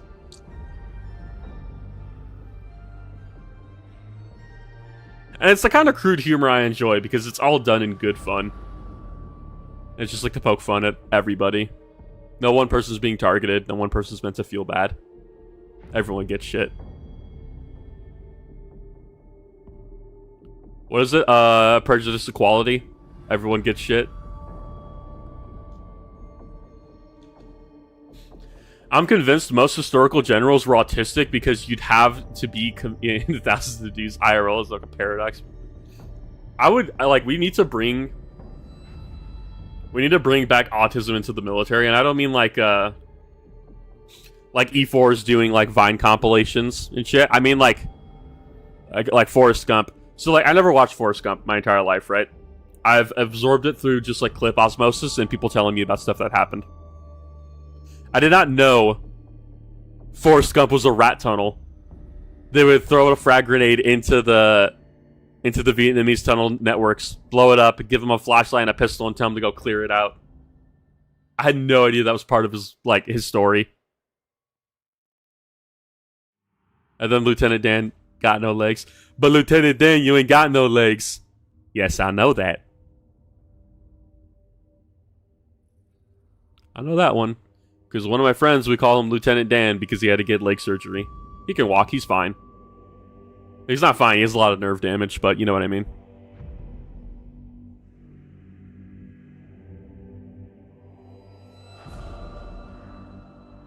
I might change the music in a bit. I don't know if I'm feeling Mechanicus right now, but we'll see.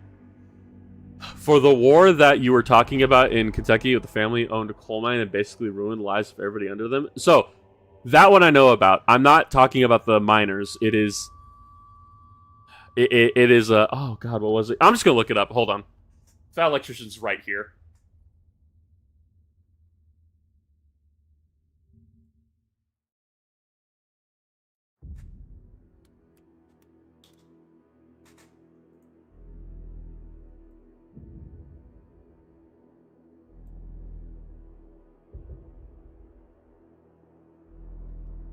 Oh, I'm talking about the Battle of Athens, Tennessee. I think someone actually said that earlier. I didn't realize what they were talking about. It was the Battle of Athens, Tennessee. It was Tennessee, not Kentucky. Military culture is weird because everybody in there talks about how everybody has to be autistic to be good at their job. But if you're officially diagnosed with autism, you can't be in the military. I know there are some diagnosis where you're not allowed to be in the military. I think which ones are they? So obviously like schizophrenia and all that, obviously, but I'm not talking about that. I'm talking about like autism and ADHD and stuff. I think I could be wrong, but I'm pretty sure you can join the military if you're mildly autistic, not severe. I think mildly. I could be wrong. I have no idea. I'm not a military recruiter. Don't take what I say as advice and go to your recruiter and ask if you could join the military and tell them about how much you like Warhammer. Mr. Recruiter Man, can I talk to you about the Lamentas? God. I'm gonna have to do Lamenters eventually. A video, I mean. Not painting them. Fuck painting them. This shit's ass.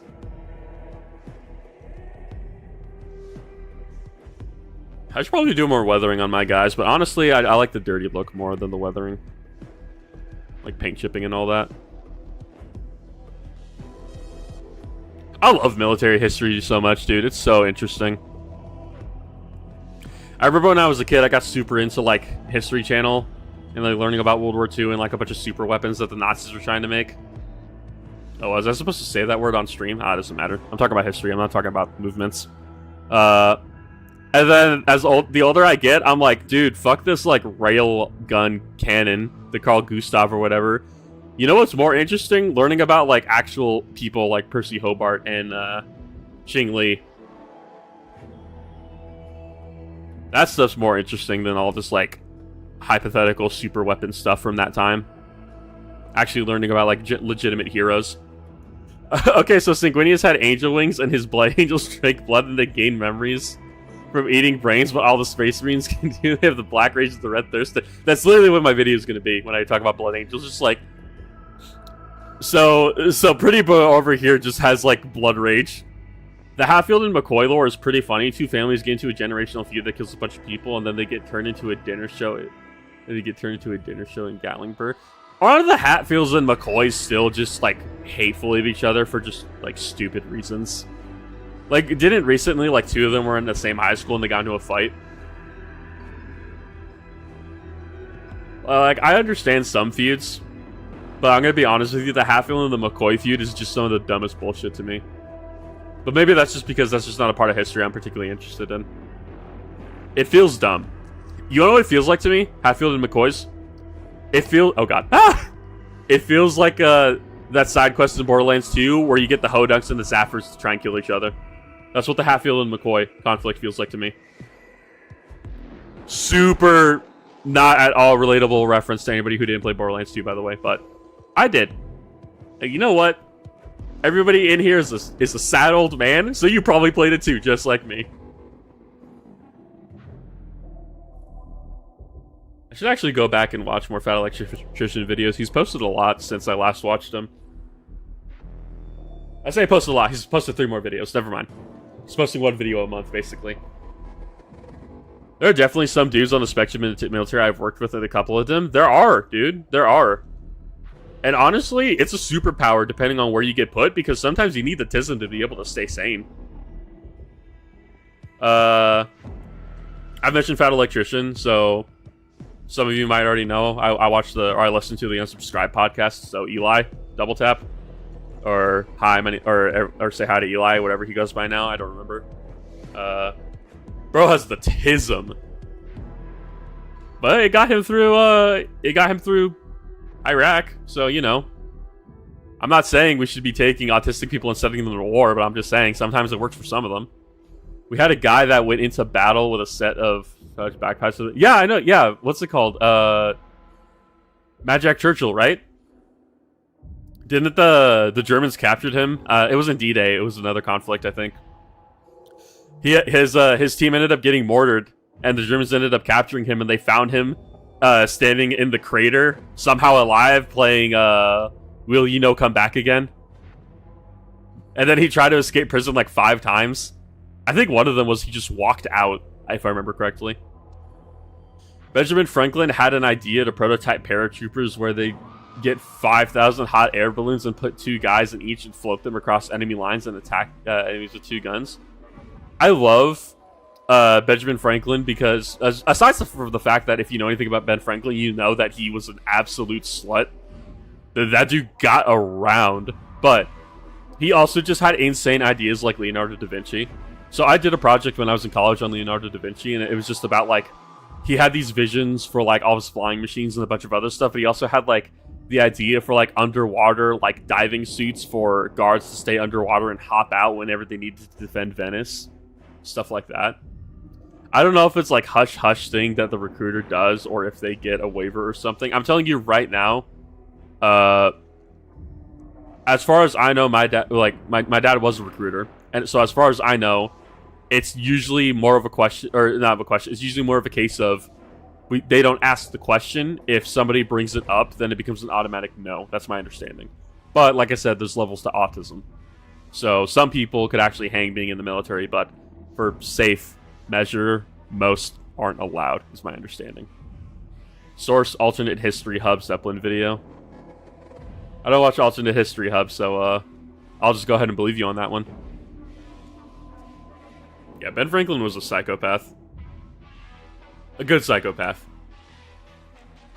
Absolute baller, too.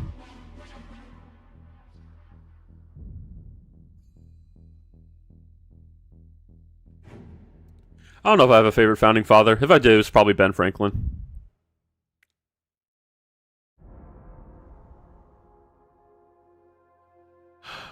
One of my favorite Ohioans, that man. Ben Franklin? Ohio wasn't around at that time, was it? Or am I crazy?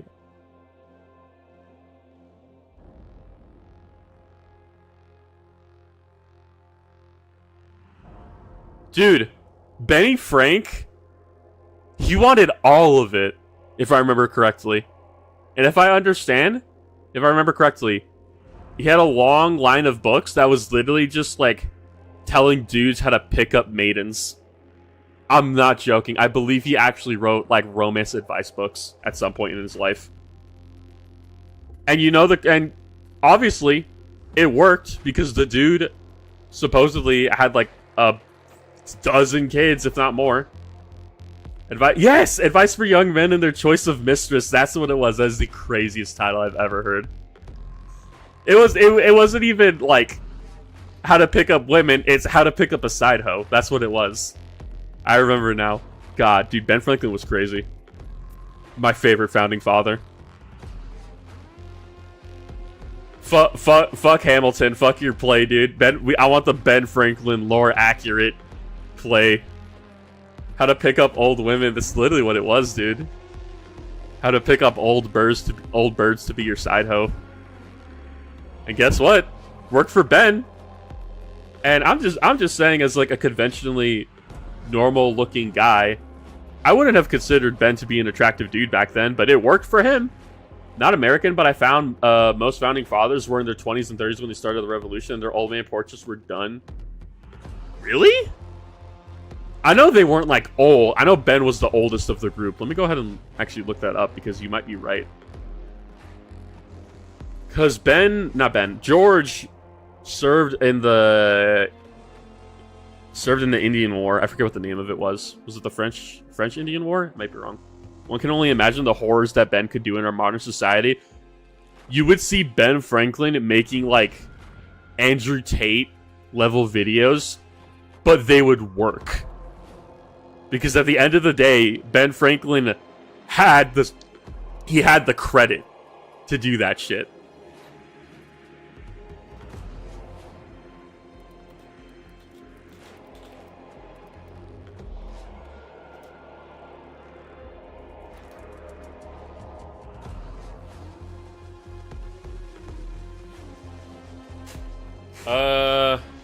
I would watch the Ben Franklin podcast. I would too, dude. I would watch the Founding Father podcast because it would be 90% of Ben Franklin talking about e-girls, and then everybody else wanting to actually talk about like America and how like the system should work.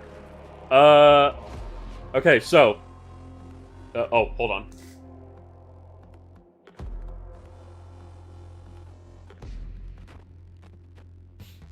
Jesus Christ. Okay. So, according to the ones that I found, because I can't find the other ages, James Monroe was 18. This is 1776 when we signed the Declaration of Independence, by the way. James Monroe was 18 years old. I don't know why Lafayette's here. I understand, like, he helped us, but I don't... Is he a founding father, technically speaking? I guess so. Lafayette was 18. Henry Lee III was 3. Or, it was 3. Henry Lee III was 3. Henry Lee III was 20. Nathan Hale was 21, Aaron Burr was 20, and Alexander Hamilton was 21. And yeah, it's all their old man pictures.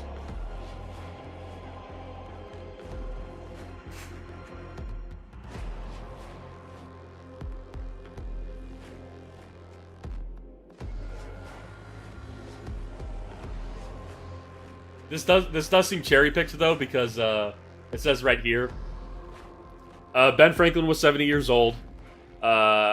Adams was 40, Hancock was 39, Jefferson was 33, Washington was 44. I knew Washington was older because he was a general at that time. And yeah, Madison, Burr, Lafayette, all of them were younger. Edward Rutledge was the youngest who signed, and he was 26 years old. He was 26.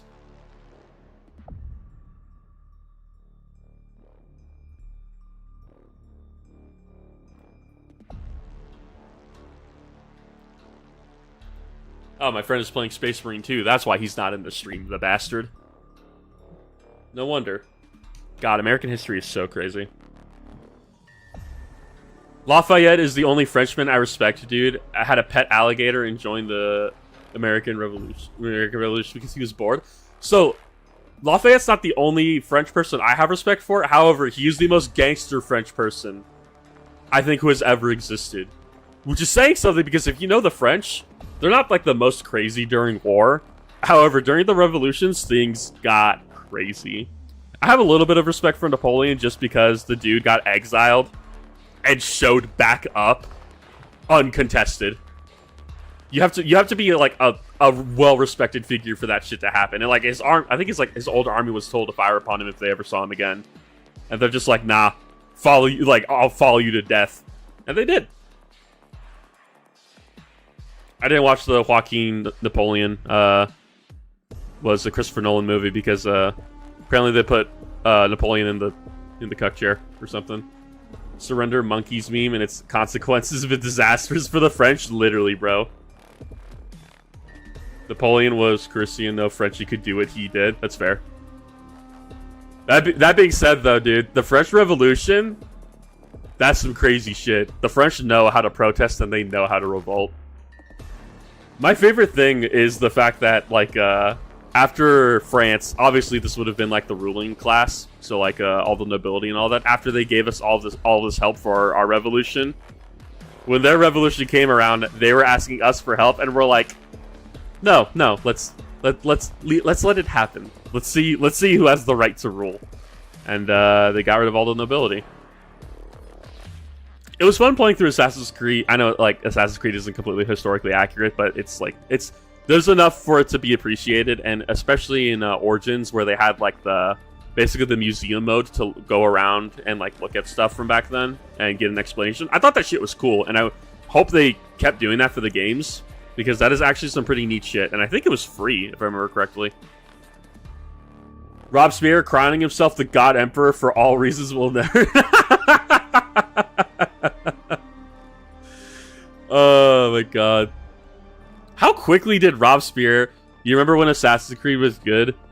Okay, so... Unity? I know a lot of people gave it shit, and it's not the best written Assassin's Creed story, I will say that. I will admit that. Unity was a decent game, I feel. And I played it on release. I never got any of the bugs everybody else got. Yeah, no, Robespierre lost his head very quickly. But it was cool going through the French Revolution and being able to experience that. The last good Assassin's Creed game, Brotherhood #1, that was a personal choice. I personally think, if we're talking about the Ezio trilogy, I will always think Revelations is the best one. Because it's the end of his story, and it leads into the animation Assassin's Creed Embers, which... That shit hit me in the heart. That shit was good. But, I think the last good Assassin's Creed game was Origins. Origins had a lot of grinding to it, but... Bayek is one of my favorite characters of all time. Black Flag was so good. The man who hated the death penalty. Same man who hated the death penalty early in his career. That's funny. Everything I heard about Unity was what if 2 was in France and unplayable. I played through the entirety of Unity and I've never had any problems with it. I don't know how people's copy... Like, I played it day 1 when it released. I don't know how everyone else's copy was so bugged. And I played it on an Xbox. Like, not on PC. Maybe that's why, because I didn't play on PC. Everybody else played on PC, I think. That's where you got all the stuff going on over there. And I like Arno. He's an okay character, but he's not an Ezio. He's not an Edward. He's not a Connor. Assassin's Creed 3, though. The ending where Connor finally confronts Charles Lee. They're both just all battered, bloody, and just, like, on their last legs. And then, like, they just both, like, Lee has one final drink, and he just grabs him, drags him over, and just... That shit is so good. Good characters, boring cities, and, good gameplay, boring cities and characters. Yeah. there's a lot of boring characters. I could never get into Black Flag because I literally just wanted to do the pirate ship stuff. And you weren't allowed to just do the pirate ship stuff. You had to go out and actually do you had to go out and do assassin things. Which I never liked because I'm looking at Edward and I'm like, he's not an assassin. He just stole this shit. Why do we have to treat him like he's an assassin? My perception of France is the the guillotine of the spy from TF2. I think there's like a meme where it's like someone said my perception of France, and it's literally the spy from TF2 in the guillotine. It's so stupid. I heard they're bringing melee combat from. Wait, what? I heard they're bringing melee combat to Skull and Bones. Dude, that game is a fucking mess. I wouldn't hold my breath. I know it's still being developed because Ubisoft is contracted by the Singaporean government to develop it.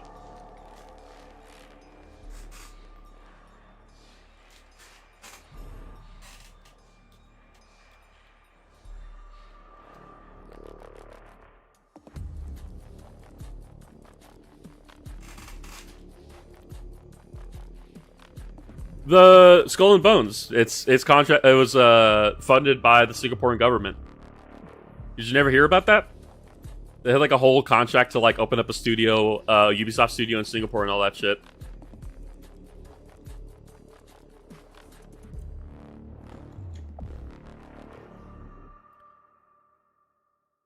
Yeah, no, they were contracted by the Singaporean government. That's why Skull and Bones was in development hell, because they were also like. So as far as I know, Skull and Bones was never supposed to actually be a game. It was kind of just like a time waster or something. They were developing something else. But it got like money from the Singaporean government, if I remember correctly. I might be wrong. It was a big thing when it was happening, and the only reason the game was released is because they were contracted by the Singaporean government to uphold their end of the bargain and to get jobs, like gaming jobs in Singapore, and also like open up a studio over there or some shit.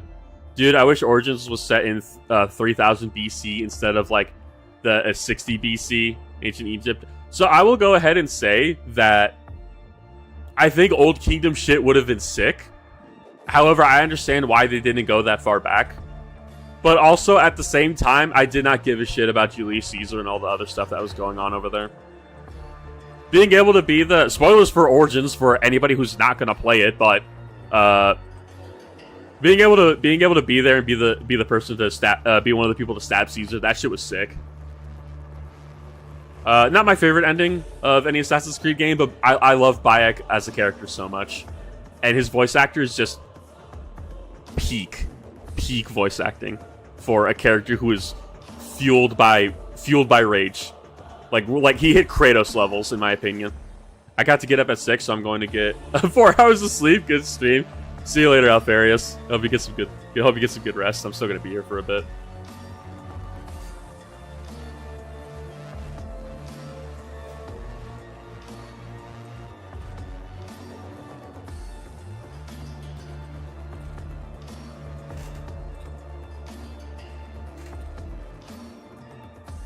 Nah, give me AC Bronze Age Collapse. I remember. Okay, so like, what was it?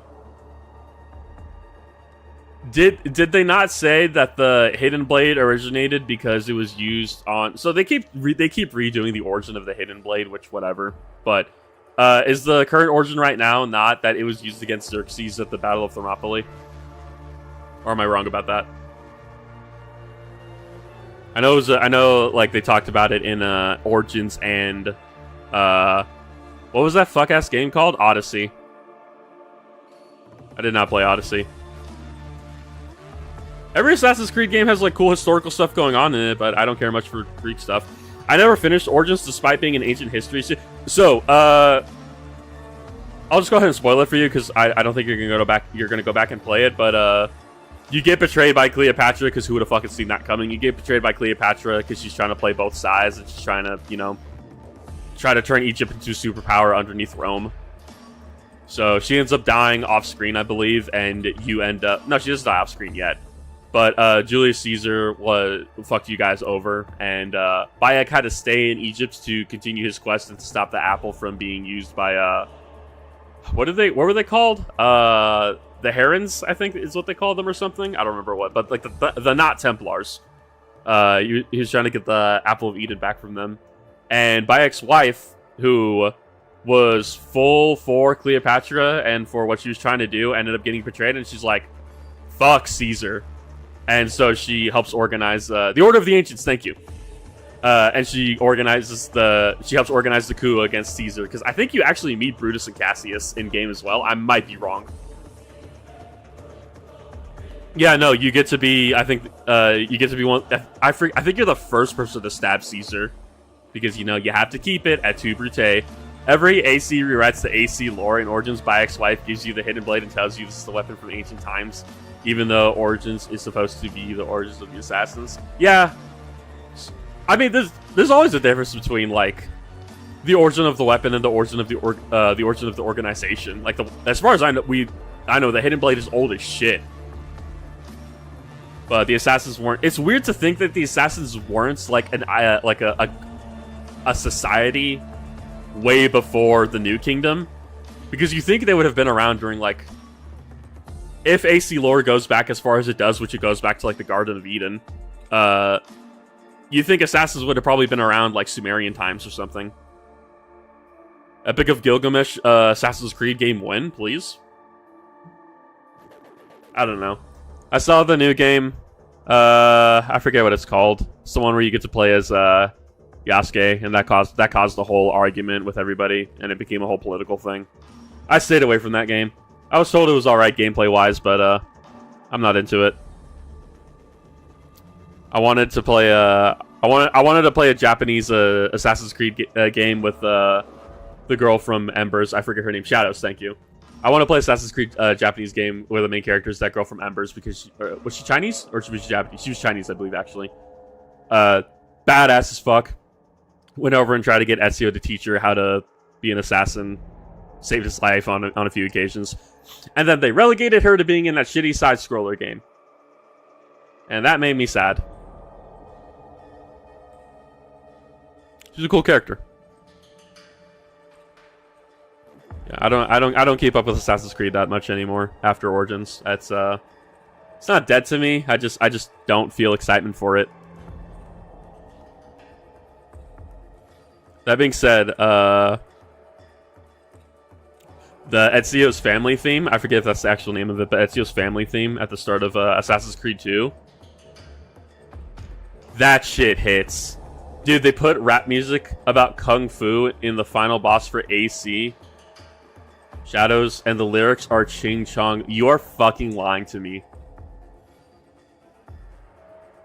The problem is that I actually believe you, and I think you're right.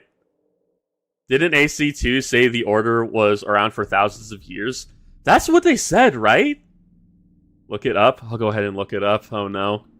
What is it, just AC Shadows final boss music? I'll go ahead and look it up really quick and go listen to it.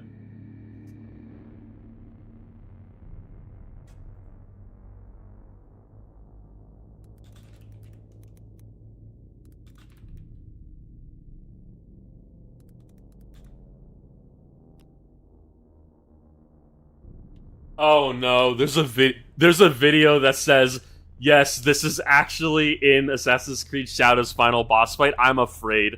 I'm gonna mute the music really quick because it might play and I don't want to get copyright striked.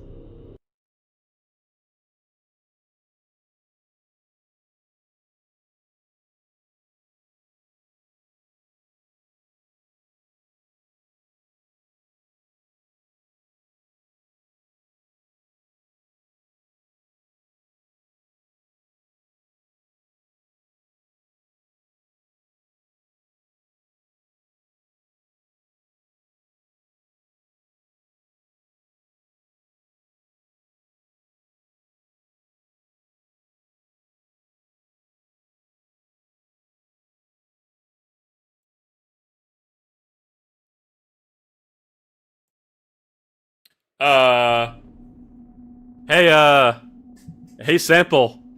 Or who told me this one? Oh, Rat Boy. Hey, Rat Boy. Don't take this personally. Fuck you for exposing me to that song. Jesus Christ. That was horrendous. Black man equals rap music, Japan equals Asia, equals China. That's literally what ended up happening with that game. Correct me if I'm wrong. Wasn't there a whole discourse thing about how you could... They even had a version of it in the trailer. I made sure to drop that game off of my YouTube recommendations as soon as I learned it was a thing. Like, no hate against, like, Yasuke as a historical figure or anything like that, but, like, I don't know. I feel like they mishandled a lot in that game, and I was never going to play it. Anybody who's either seen gameplay of it or has played it, I saw a thing. Can you actually just kill civilians and you don't get desynchronized? Or am I wrong about that? Because I don't remember. I remember hearing that could happen, but I didn't know if it was a bug or not.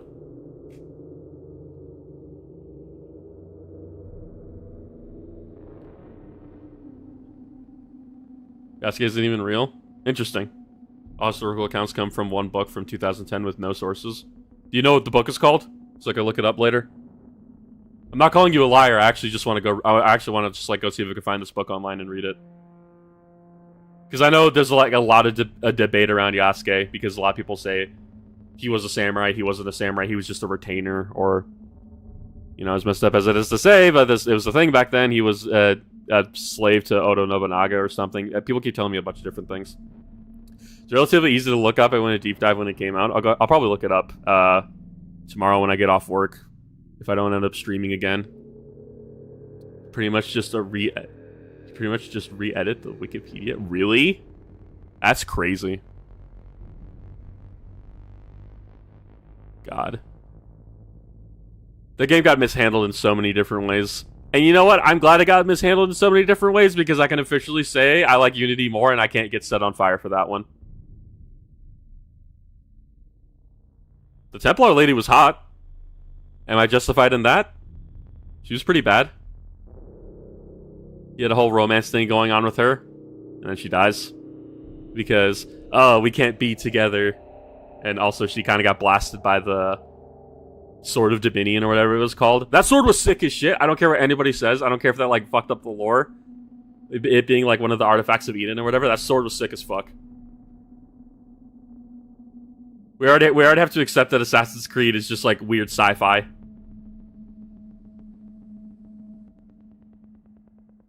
Slowly getting done with this damn base coat.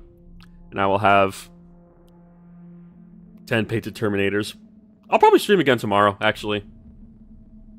Why not just make an AC game in feudal Japan about a ninja guy assassinating and then make it good instead of trying to make a spectacle with the whole Yasuke thing? Because Ubisoft.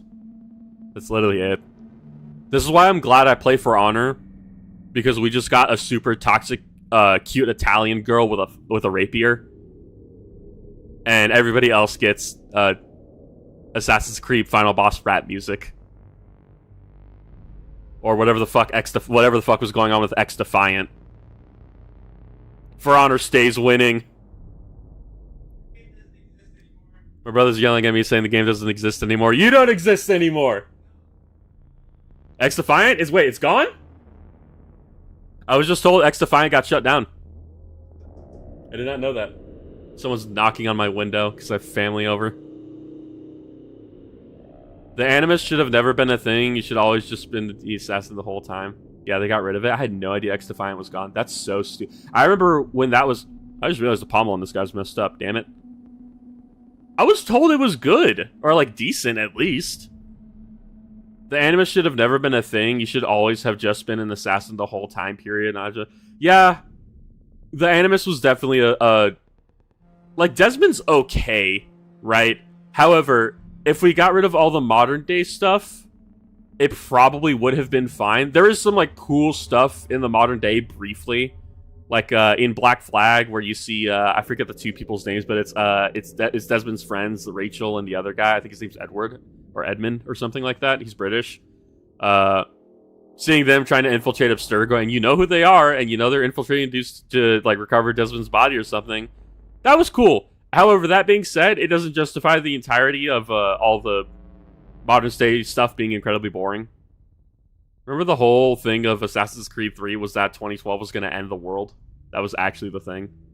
God, that was so dumb. I really do wish that it was just a lot of, here's the story of this assassin during this time period, which is why I like Connor so much. Because he's a dude who is entirely out of his depth. Sean was the British guy from the Ezio trilogy? Yeah, he was, right? It was Rachel and Sean. Am I wrong? I didn't pay attention to the modern day stuff.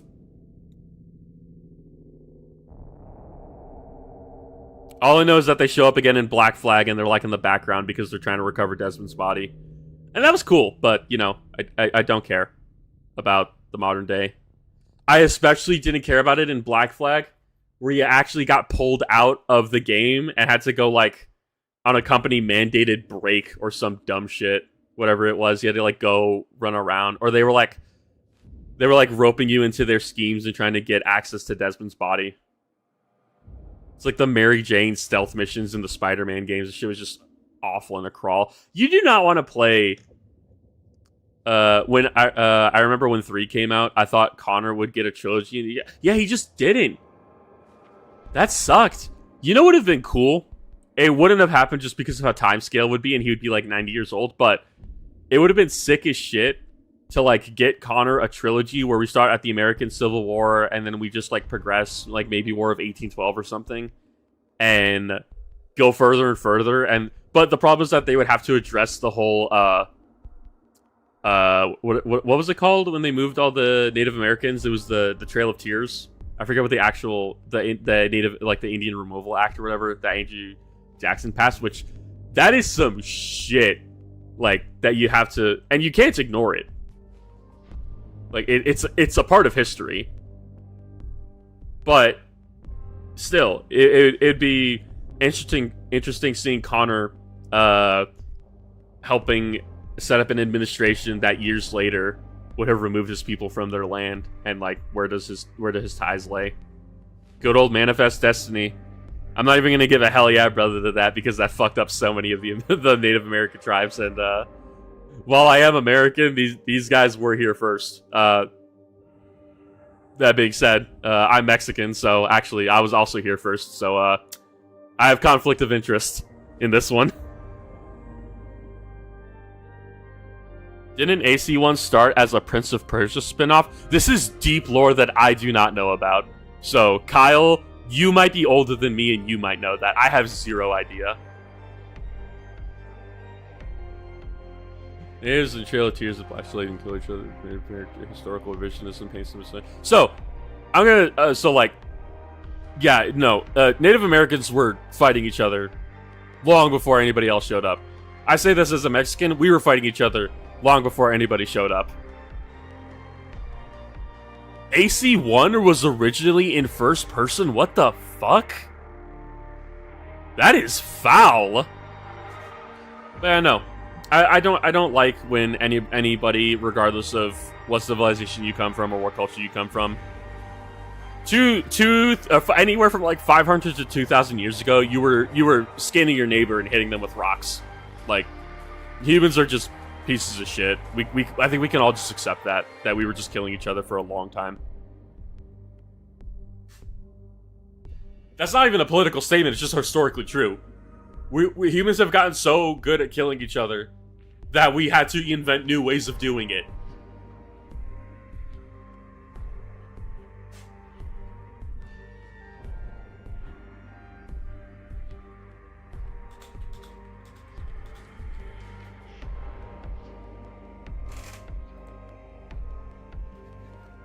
Kinda like the Thief games was first-person historical action games. It wasn't gonna get the Prince of Persia game.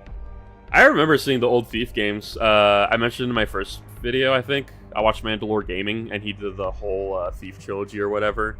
I don't know if he ever played like the reboot game, whatever the hell was going on with that. But yeah, I remember seeing original Thief and like how all the attention to detail on it. It looked cool for the time, but god, that game looks like a pain in the ass to play. And then you have the spooky ass like asylum level, and I think it's the second game. Genuinely horrifying.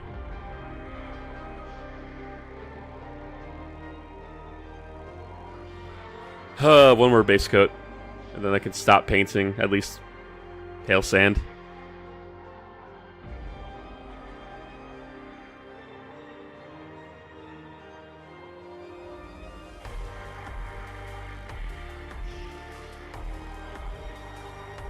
God, I don't know. I like old Assassin's Creed.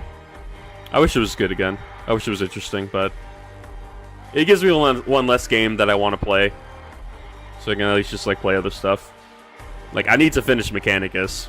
I've never finished it. I know my problem with Mechanicus is that there's no New Game Plus mode. I understand why, because you're like overpowered by the end of the game. But also at the same time, like give me New Game Plus, please. I want it. It should be an option. I'm pretty sure they have it in XCOM too, right? I could be wrong about that.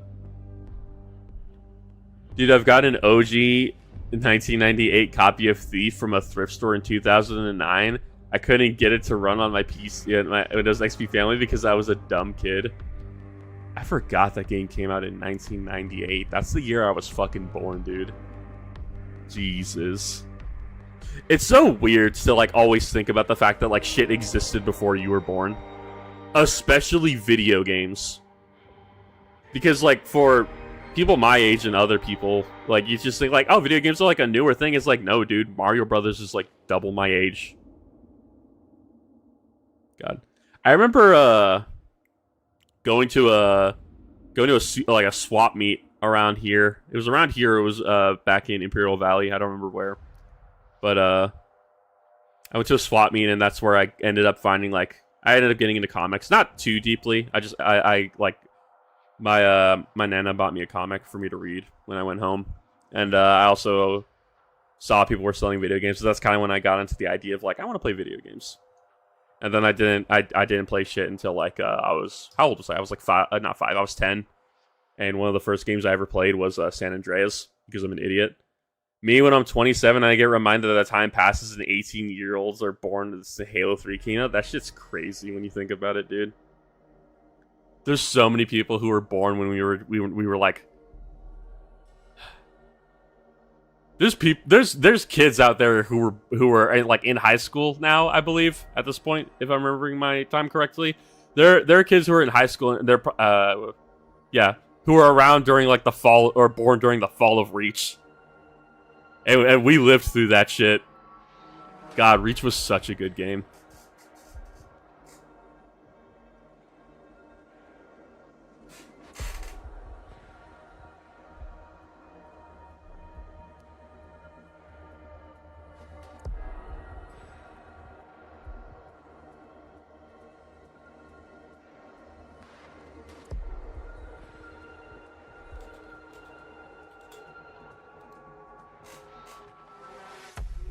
But like, I'm 2007, brother.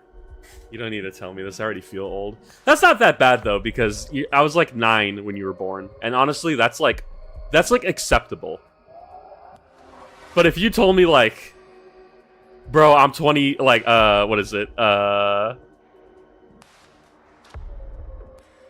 Like, bro, I was born like when Skyrim came out. I know it's only a 4-year difference. However, I would have problems with that, because then I would feel like an old bastard. We're going to be switching up paints now after fucking almost 3 hours of streaming, because doing base coats is a pain in the ass. I'm gonna put some dark sand on these shields.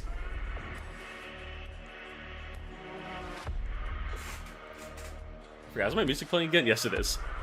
My youngest sister was born 10 years after me, 2007. Don't tell me that! God! Like, I have young people in my family, right? Just because, like, I'm the oldest of my generation, so everybody's younger than me regardless. But then there's still motherfuckers out here having kids and shit. It's like, stop having fucking kids. I feel old. I'm not ready to be an unk. I get called unk by people in my D&D group. That's fucked up. I'm 27.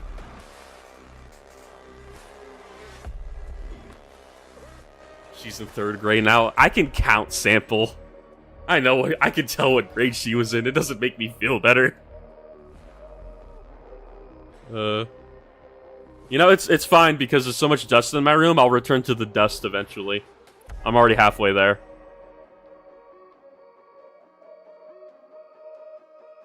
Get these goddamn shields ready finally.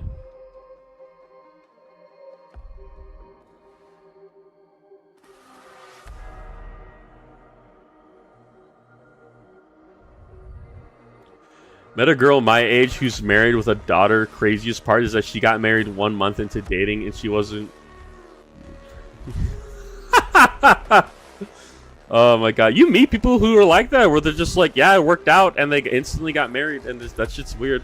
My oldest niece is turning 10 this year. She was born in 2016. God, dude. I am glad that all of my brothers... Well, first off, I only have one other brother who's like near my age, because he's 1 year younger than me, but I am glad that I don't have any immediate siblings or cousins who are like, yeah, I'm married and I have a kid, because it's just like, I don't need to hear that shit in my life. That's too much, dude. Like, my parents had me, how old were they? Like, it was not fresh out of high school. They were like they were like 18, 20, something like that. 21 when they ended up having me. I don't know how the fuck they thought that was a good idea. Well, they didn't. I was not supposed to happen. They wanted a kid. I just wasn't supposed to happen at that time. Filling all the gaps before I forget. God, but yeah, no. I'm glad I don't have people coming over to me being like, "Hey, can you show up to like my nieces or like your whatever great cousin or whatever you would want to call it, like their confirmation or stuff?" Is like, no, dude, I don't want to realize everybody's having kids. That shit's too much. I have no idea if I'm even in frame when I'm painting all this shit.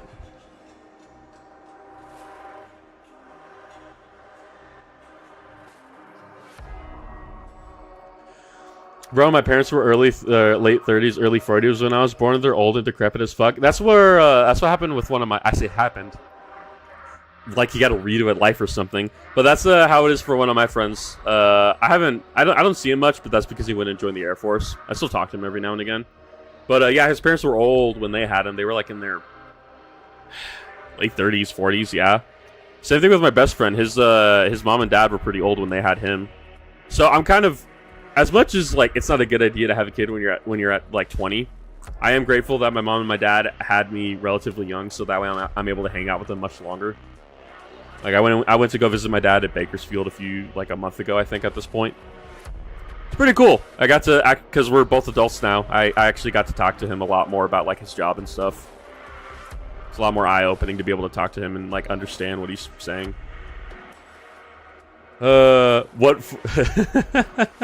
Same. What 40k mini painting live chat does to a motherfucker, literally. I like painting and having people near though. It makes painting more fun and it makes it less boring because like right now, if I wanted to, I'd have an audiobook playing and I would be paying half attention to it. Instead, I got you guys here so I can have fun Civil War history facts or some other bullshit you guys can come up with. Something on the leg. God. Yeah, no. I am looking to... Just for other shit to talk about. I am actually looking to, like, get into another job soon. So... I don't want to talk about my job. It's not necessarily the fact that it's, like, private. It's just that, like... I feel uncomfortable talking about what I do. Because of some information that's a part of it. It's not exactly that it's secret. Dude, I played Mechanicus for the first time a few weeks ago and it kicked my ass so hard I tweaked the settings to make it easy. It was so overpowered, I kind of regretted it. Yeah, that's the thing that sucks, is that it's... Like, the beginning curve is so high, but then you end up getting gear and it lowers down gradually. Better sitting alone with the voices in your head, literally, brother. I agree, but also at the same time, the voices give me good ideas. Like, the Broken Tower, that was a pretty good idea.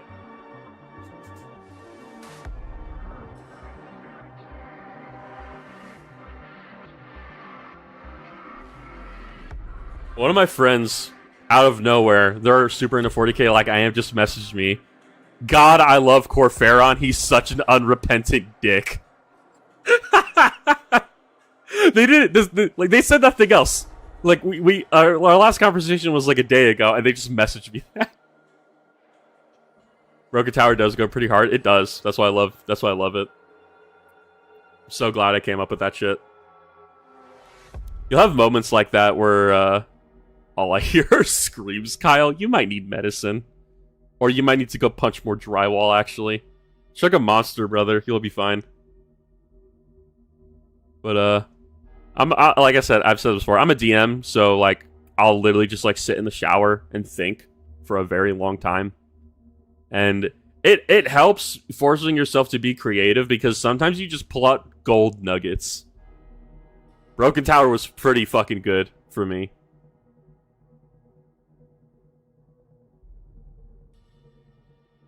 I know in D&D there was a god who this is gonna sound pretty evil, but like the guy he did this to deserved it. There was a god who went to the pharaoh of his kingdom, skinned him and mounted him to the wall of the city that he ended up taking over and reigned as the god king for like 300 years. And it's a pretty dark thing, but like he wiped out the entire dynasty. And what was it? The official name for the palace is the palace built upon bones. And his throne used to be a golden throne, but now instead it is made out of ivory, and it is rumored to be made out of the bones of the advisors and the pharaoh that he ended up slaying. Because shit like that, you know, is it metal? Yeah. Is it a bit edgy? Yeah. Is it a bit too much? Possibly. However, that shit's crazy. My job is to hold a stick and to not get run over by cars. It's so stupid, but get paid decently per hour to do nothing most of the time. It kills my brain power, but it's such easy money, so I can't quit. Can I ask you what job you are talking about? I need a Sabaton song about that. Real. I wish I was talented enough to actually like learn how to like make music and like do music arrangements and shit, but that's a whole other like skill set in software I don't really want to get into. I'm not particularly musically inclined. Everything would just end up sounding like different variations of Red Hot Chili Pepper songs. But Rat Boy, what the hell is your job? What are you talking about? I need to understand. Like, what are you, a pit crew member? Obviously you're not. Or maybe you are. Fuck, I don't know. Traffic management. That's what it would be. Yeah, okay, you know what? Never mind. Yeah. Yeah, I run into you guys a lot. Not actually run into you, but there's a bunch of road work being done and a bunch of cable work being done around my city right now. So all the roads are closed down. So occasionally there's just a dude standing out there in high vis trying to not get his shit rocked by a 18-wheeler. Because someone's got to do it. Mike Rouse, dirty jobs. I can't wait, hopefully, if and when I do transfer out of my current job. I have a lot of stories of just stupid shit. And it'd be fun to talk about it, because I can 100% talk about it. I just don't feel comfortable doing about it while I'm in this job still. That's the only reason I'm not doing it.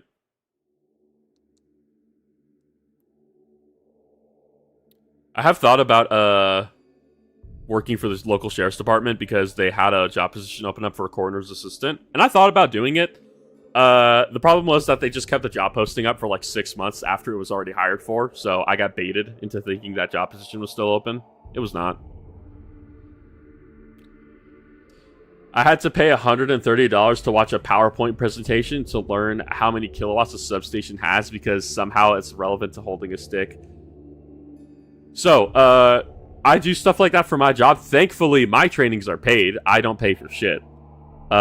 Where you're told incredibly basic information that's not helpful to anybody. And it's funny because we get like a bunch of people who like were in our job positions and they have to come out and like do these trainings with us. So that way, you know, at least there's like somebody with that experience who knows like what's like what we need to learn.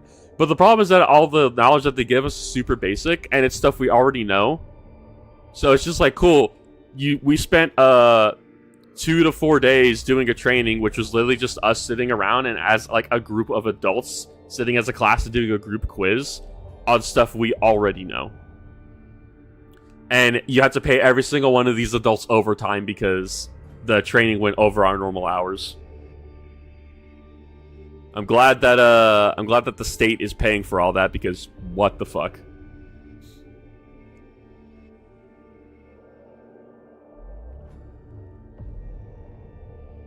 If it was us paying for that shit out of pocket, I would not be in this job right now. The only reason I'm in my job is because I got days off that I want. And it pays okay for what I do, for the amount of work I put into it. But I would not mind working a little bit harder for a little bit more money. Because there are some days where I'm just sitting on my phone. And I'm not afraid to say that. Because fuck it. If there's nothing for me to do, there's nothing for me to do. I have to find things for me to do.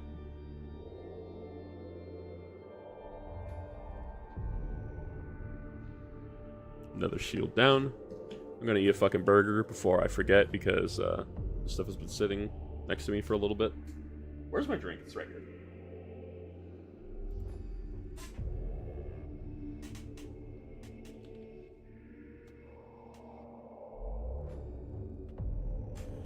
Sheriff's departments are cool. The one time I went to the U.S., the nicest people were the deputies, and I got to... Where are your burgers from? It's McDonald's sample. It's not anything good. It's not good meat. It's not good food. I have a friend who's in the sheriff's department nearby, and he's one of the coolest dudes I've ever met, and he plays orcs. And he's so ashamed that he does Warhammer that he does not tell anybody at his job that he does Warhammer. And it's so funny. But he's a cool dude. He's one of my favorite people I ever get to game with. And he never takes the game seriously. He just wants to do dumb shit. You've never seen autism until you've met a guy who who was a combat engineer in the army, became a sheriff, 6'5" brick of meat, and he wants to talk to you about teleporter technology. One of my favorite people I've ever met in my entire life.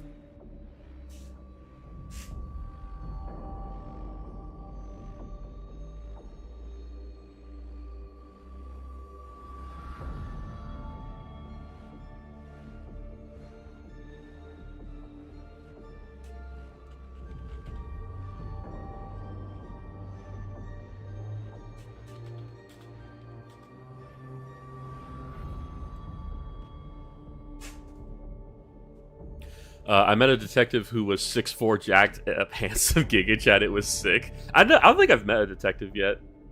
When my dad worked for road repair, he got into a standoff with a mated pair of lions for like 10 minutes. Kyle, what the fuck?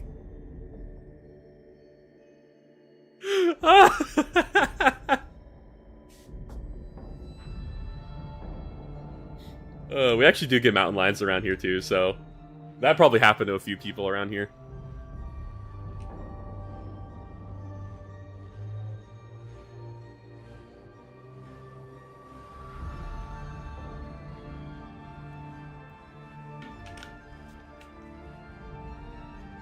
You know, I have a chicken sandwich right next to me, and I'm gonna be honest, I don't know if I want to answer the question, Kyle. Oh my god. I don't think we have mountain lions around here. I've been chasing the woods by coyotes. That's awful. Jesus. We have coyotes that live around here. They stay out in the desert though, so they don't really come towards the cities. That being said, there's a lot of mountains around where we live, so the mountain lions are always nearby. I think someone's dog got killed by a mountain lion like a year ago. Shit was tragic. Just showed up and like murdered a Pomeranian. Just make a loud noise and they usually run. That's how it is for most animals. Unless you're gonna stand off with a fucking caribou or something, then it's kind of over for you. Okay, fuck it. Let's eat this chicken sandwich. Why not? Remember when Mandalore got cursed by witches to be harassed by coyotes? I do fucking remember that. Like, he had like a fucking, like, his downstairs neighbors were witches. And they were doing like fucking seances and putting curses on him and shit. It's so, like, I don't remember if he's ever said where he lives, but it's so crazy how, like, I think no matter where, like, he moved at some point, and I think when he moved, his neighbors were also just as weird. Like, I don't know what fucking part of the, because he's American as far as I know. I don't know what part of the fucking United States you have to be in for that shit to be common. Maybe he's in the South, maybe he's in the Midwest. I don't know where he could be. I assume Midwest. He has, like, Midwest living in the woods kind of vibe. Like Plague of Gripes, if you know who that is. Except I don't think Mando has a fence.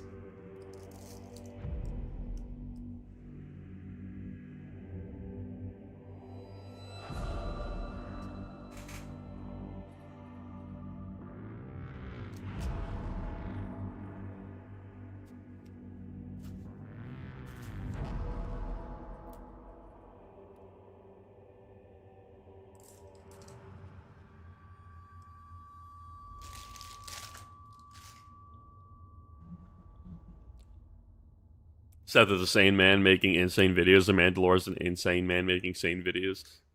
I love that when that Seth started popping off, people started comparing them, and everyone's like, "Holy shit, they're actually complete opposites of each other, or just like inverses of each other, not opposites."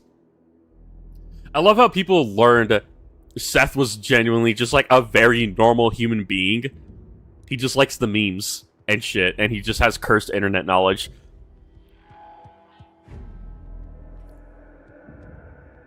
Guys, it's 11:35. Yes, it is.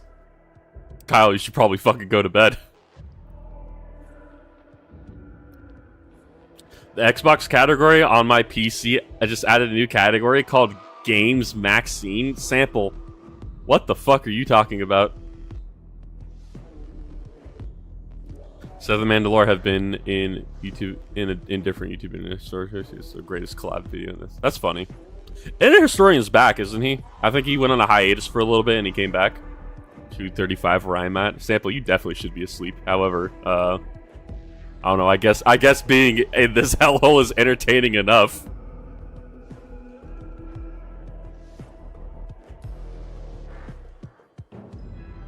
God.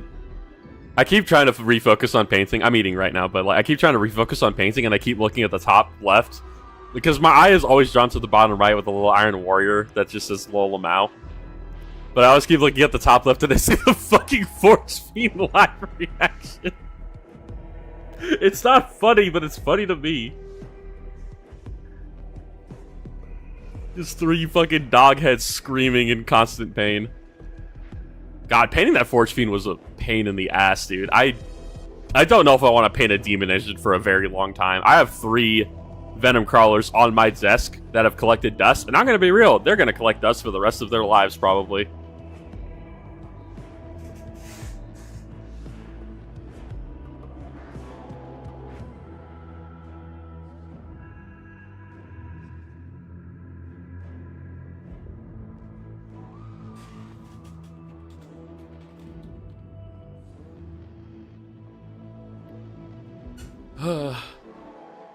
Maxing is a brain right thing? What the fuck?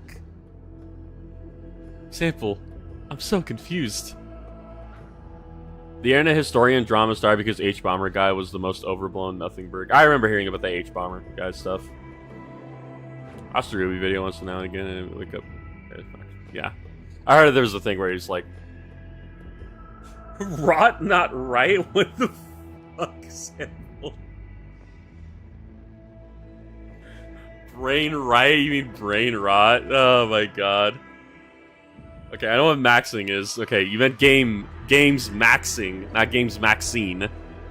I thought that was like a category dedicated to like one person or some shit. That's what you meant. Okay, I understand now. That's so stupid. I fucking hate Xbox. I don't care if that's where I started. Microsoft is being dumb. That being said, alright, I think so. My key to go to bed. See you later, Sample.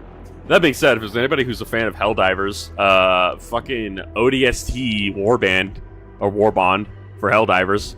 I wish I was not broke. That way I could buy that. But holy shit, I am so glad that's a thing. It's fine. I end up getting paid around that time of the week. So by the time I do end up playing that update, I should have enough money in war bonds. I should probably just go check. I think I have a bunch of super credits stored up.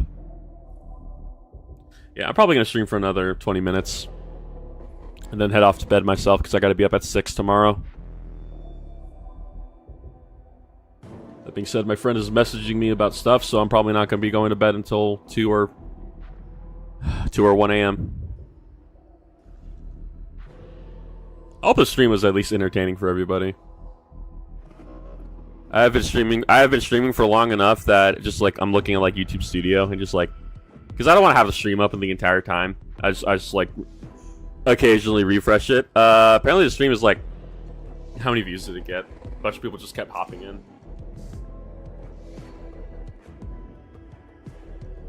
Around 83 people hopped in. Something like that. I'll take that. I'm glad people came in just to hang out and just say hi. I like that. I never want to expect to be streaming to a ton of people. There's a part on this guy that is not painted. I watched your Necron video right before starting the stream, bro. Broken tower maxing. There are several members of the Broken Tower who would have you shot for saying that shit. And there was one who would shake your hand. Broken Tower maxing. Imagine a bunch of Chaos Space Marines saying Zoomer slang. God. He's so awful. Yeah, the Necron video did pretty good. For its first few hours being released. I'm happy with that. It was funny, I posted so I said it as a premiere and I forgot premiere shows up in people's subscribes boxes, which like it's a good thing because then people will know that a video's coming out later. But it's also a bad thing because then people are like, I want to see it now. I want to see it now. So I think the first comment on it was like a plague upon your house for making me wait 9 hours. I'm like, I'm sorry, dude. Oh my god. I should part of me wants to just like release the videos right as soon as I'm done editing them, but I also know that a majority of the people who watch my videos, when you start taking off and get like 20k subs in 1 week, I can say that I've been here since 2k subs, dude. I was gonna do a thing where I'll go ahead and say this. I was gonna do a thing where I was gonna like write down the names of everybody who was there for like the first 1,000 subscribers. But the problem with YouTube is that it doesn't tell me the names of all my subscribers unless they make their subscriptions public. So there's like 700 people just missing from the list that I don't have access to their names. So it would feel how do I describe it? Not indecent. It wouldn't feel like the full list if I didn't have every single person's name on it. That being said, if I end up like doing this enough to where like I'm making, I don't know how, but people like what I make, I end up like making money off of this or whatever, or like I do Patreon or memberships or whatever, definitely gonna get everybody's names written down so I can shout them out, or at least do the members scroll down thing. I always try to say like thanks to people for just like for literally just stopping by and watching the videos. I don't have AdSense on the channel right now. I started following Mr. Bones at like 100 or 200 subs, but a few years later he's got over 400k. Yeah, he did really well for himself, and I'm glad. It seems people like the talking head lore videos a lot. Nobody really wants to stare at somebody's face. They'd rather just like stare at images and shit, or just like have it on in the background and don't feel the need to actually like stare at the screen too much. That's why when I was doing it, I was like, you know, it worked for some people, and I don't know. I've been told my voice is decent to listen to when I actually don't like project it too much. So I don't know. Maybe people like listening to me. And apparently, some people actually like listening to me for my voice. I don't know why, but apparently it's decent enough for that kind of use case. I have not been told yet if somebody has used my videos to fall asleep. I have, however, been told that people use my videos when they're doing stuff like chores or making dinner for themselves. It was funny. One guy commented saying like, bro, make your videos longer. It takes me 2 hours to cook. And I want to have your videos be longer so I can cook the entire time and listen. But I've been making them longer. Like, the AdMech video was 14 minutes, and we've doubled that in this last Necron video. It was like 28 minutes. It's a bit all over the place, but double the content. I noticed the videos are full of sayings and phrases that don't make sense in context. And since then, I can't unnotice it. Oh my god. I don't know. I still like watching Arthur's videos. Connor, whatever his real name is. I don't know. He says his name is Arthur, so I'm just going to call him Arthur. I like his videos. I don't watch him as nearly as much as I should anymore. I don't really watch any lore videos as much as I should because part of me likes them. Like I still love watching lore videos and stuff, but I also like I don't want to be influenced at this point by like anybody else's videos and accidentally like take their style or adopt like what they say. Because I almost made that mistake one time where someone else's opinions almost became my own in one of the videos, and I'm like, nope, no, I need to rewrite that entire thing. Because that's not actually what I believe, and that's just what somebody said. And I need to be my own person. Take a shot every time Mr. Bones says he's not going to mince his words. That minces his words. As an Australian, I can't listen to any Australian 40k YouTubers. You mean Major Kill, and that's literally it? I don't know any other Australian 40k YouTubers that aren't him. I don't know if you count Remy Down Under as one. He just does Arma shit. But yeah, no. The only 40k Australian YouTubers I watch are Tabletop Time. That's it. But that's because I like everybody over there. Every nerdy Australian YouTuber has the same awkward monotone voice. I don't really watch Australians that much. I watched, I Did a Thing for a little bit, but I kind of lost respect for him because of some shit. It's not anything serious, I just don't like him. Watched him for a bit and then I stopped.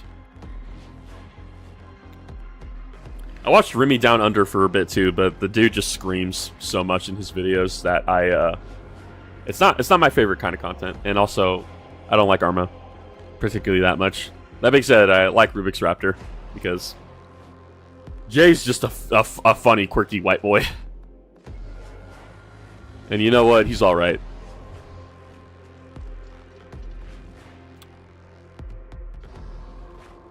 I'm gonna try to at least get through all these shields before I log off for tonight. I'll do all the gold detailing and shit tomorrow, assuming I stream. That reminds me, I actually need to pick the next faction I'm going to do the video on. I still haven't decided which one. It's going to be an Imperium one, but not a Space Marine, just solely Imperium. I don't know what to do though. I'm in the mind of like two different things. I kind of want to talk about Grey Knights while there's still a hot button topic. As a gun autist, when I Did a Thing, did a collab with... Okay, so yeah, you know what I'm talking about. Yeah. I lost all respect for him when he did that shit with Brandon and Donut, when they just wanted to like take him out to the range and like take him and his friends actually all out to the range and just like show him a good time. And they looked like they were having a good time, and then they reframed the entire video to like be talking about how like firearms are evil and Donut and Brandon are a-holes. Yeah, I lost total respect for him after that, so I don't watch his videos anymore. Brandon himself can be polarizing to a few people, and that's fine because that's how politics is. But I think he's an all right dude, and I think he's an all right dude enough to where if you're trying to pull a fast one on him, you're a dickhead.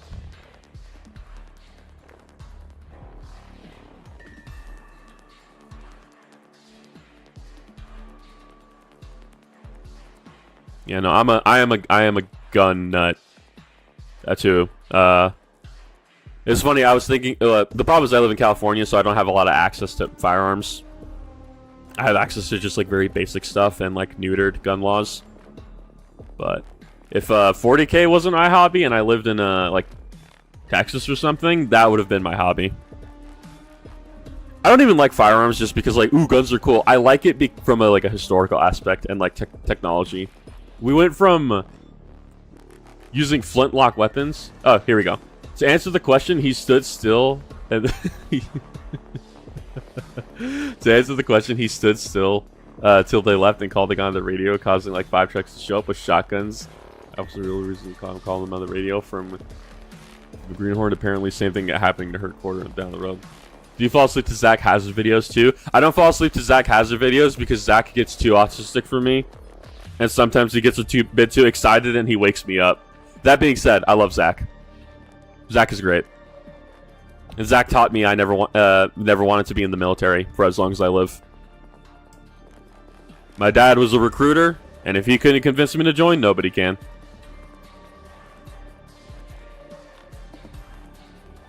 I remember when I was going to college, I literally was like walking down the road to go to the bus stop, and this dude in a Hellcat drove up next to me. He's like, "Hey bro, you ever thought about joining the military?" And I looked at him like, I told him like, my dad's a recruiter. You can't convince me. He just drove off after that. I feel bad for recruiters because depending on where they're at, it really just become like a quota thing of like how many people can you get to sign on, which is just soul draining. You're trying to get people who are like who like have an interest in the military and wanting to like serve their country. But then if you're employing a whole bunch of like predatory and like predatory, what's it called? guidelines and stuff and putting quotas on it, it loses its meaning. So yeah, no, I never joined. I don't think I could anyways. I had like asthma when I was younger. It went away after high school, so I probably could have, but I was definitely not a good weight. I'm not saying that sentence out loud, however, that's hilarious. Oh my god.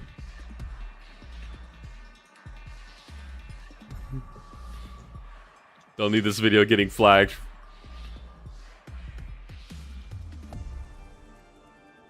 Yeah, no. I feel bad for recruiters. I know it's a stressful job for them as well. Times it. 1150, Jesus. I got 2 more shields and then I can say I'm done. Heavy quotations done. I'll get the rest of this done tomorrow probably.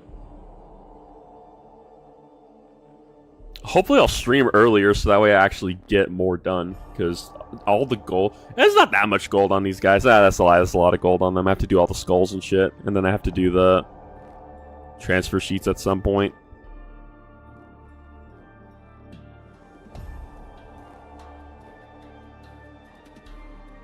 I have to find more music to play. As much as I like the Mechanicus soundtrack, this is kind of getting old for me. I'll probably go look some stuff up tomorrow.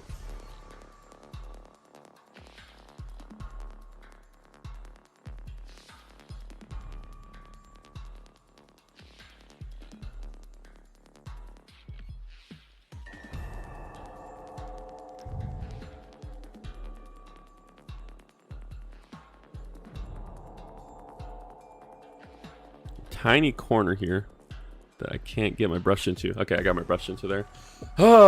One more shield. Then I can stop base coating this shit. Little corner there. There we go.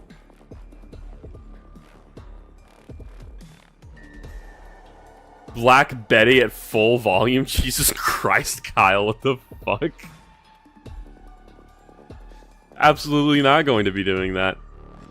Just play a bunch of copyrighted music. I thought about playing like my, I have an iPhone, obviously I live in California. I thought about playing my music playlist and just having it in the background, but then I know this VOD would get nuked from Orbit with copyright claims. Iron Hands are Scottish, but their planet is named after a Greek myth.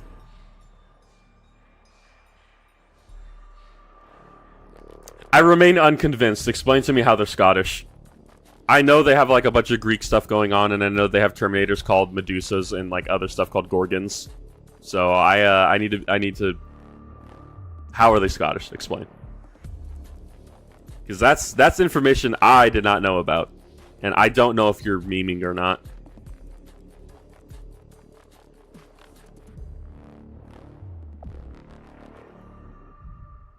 God, I've been talking for so long I can actually feel the itch at the back of my throat now. That's how often I don't talk.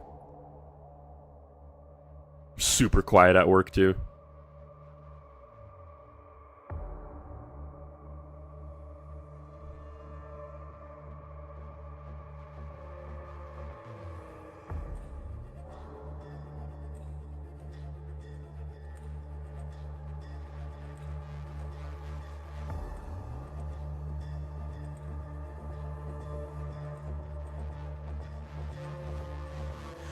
That's what I've heard. Well, if and when when inevitably I have to do the fucking Iron Hands video, I'm gonna have to figure out what the hell you're talking about, but I will keep that in mind. Apparently they're Scottish. With that is 10 fucking base coats done until I have to go do the fucking trim tomorrow. God. That was a lot though, for 3 hours, honestly. It would have been faster if I had the airbrush, but I was never going to be able to get through. I was never going to be able to get through all this gold trim. Regardless, it wouldn't have mattered that much. Clans, claymores, mountains. Okay. Oh my god. But yeah, no, it's about to be midnight. I've been streaming for 3 hours and almost 20 minutes at this point, so I'm probably going to end it there. I think I'm going to stream tomorrow. And I'm going to try to stream earlier because I don't think I'm doing anything for most of the day when I get off of work. So, am I forgetting anything?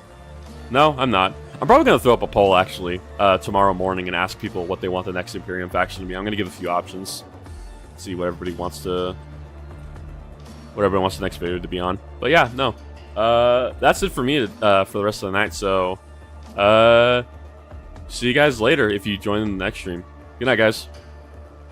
Bye.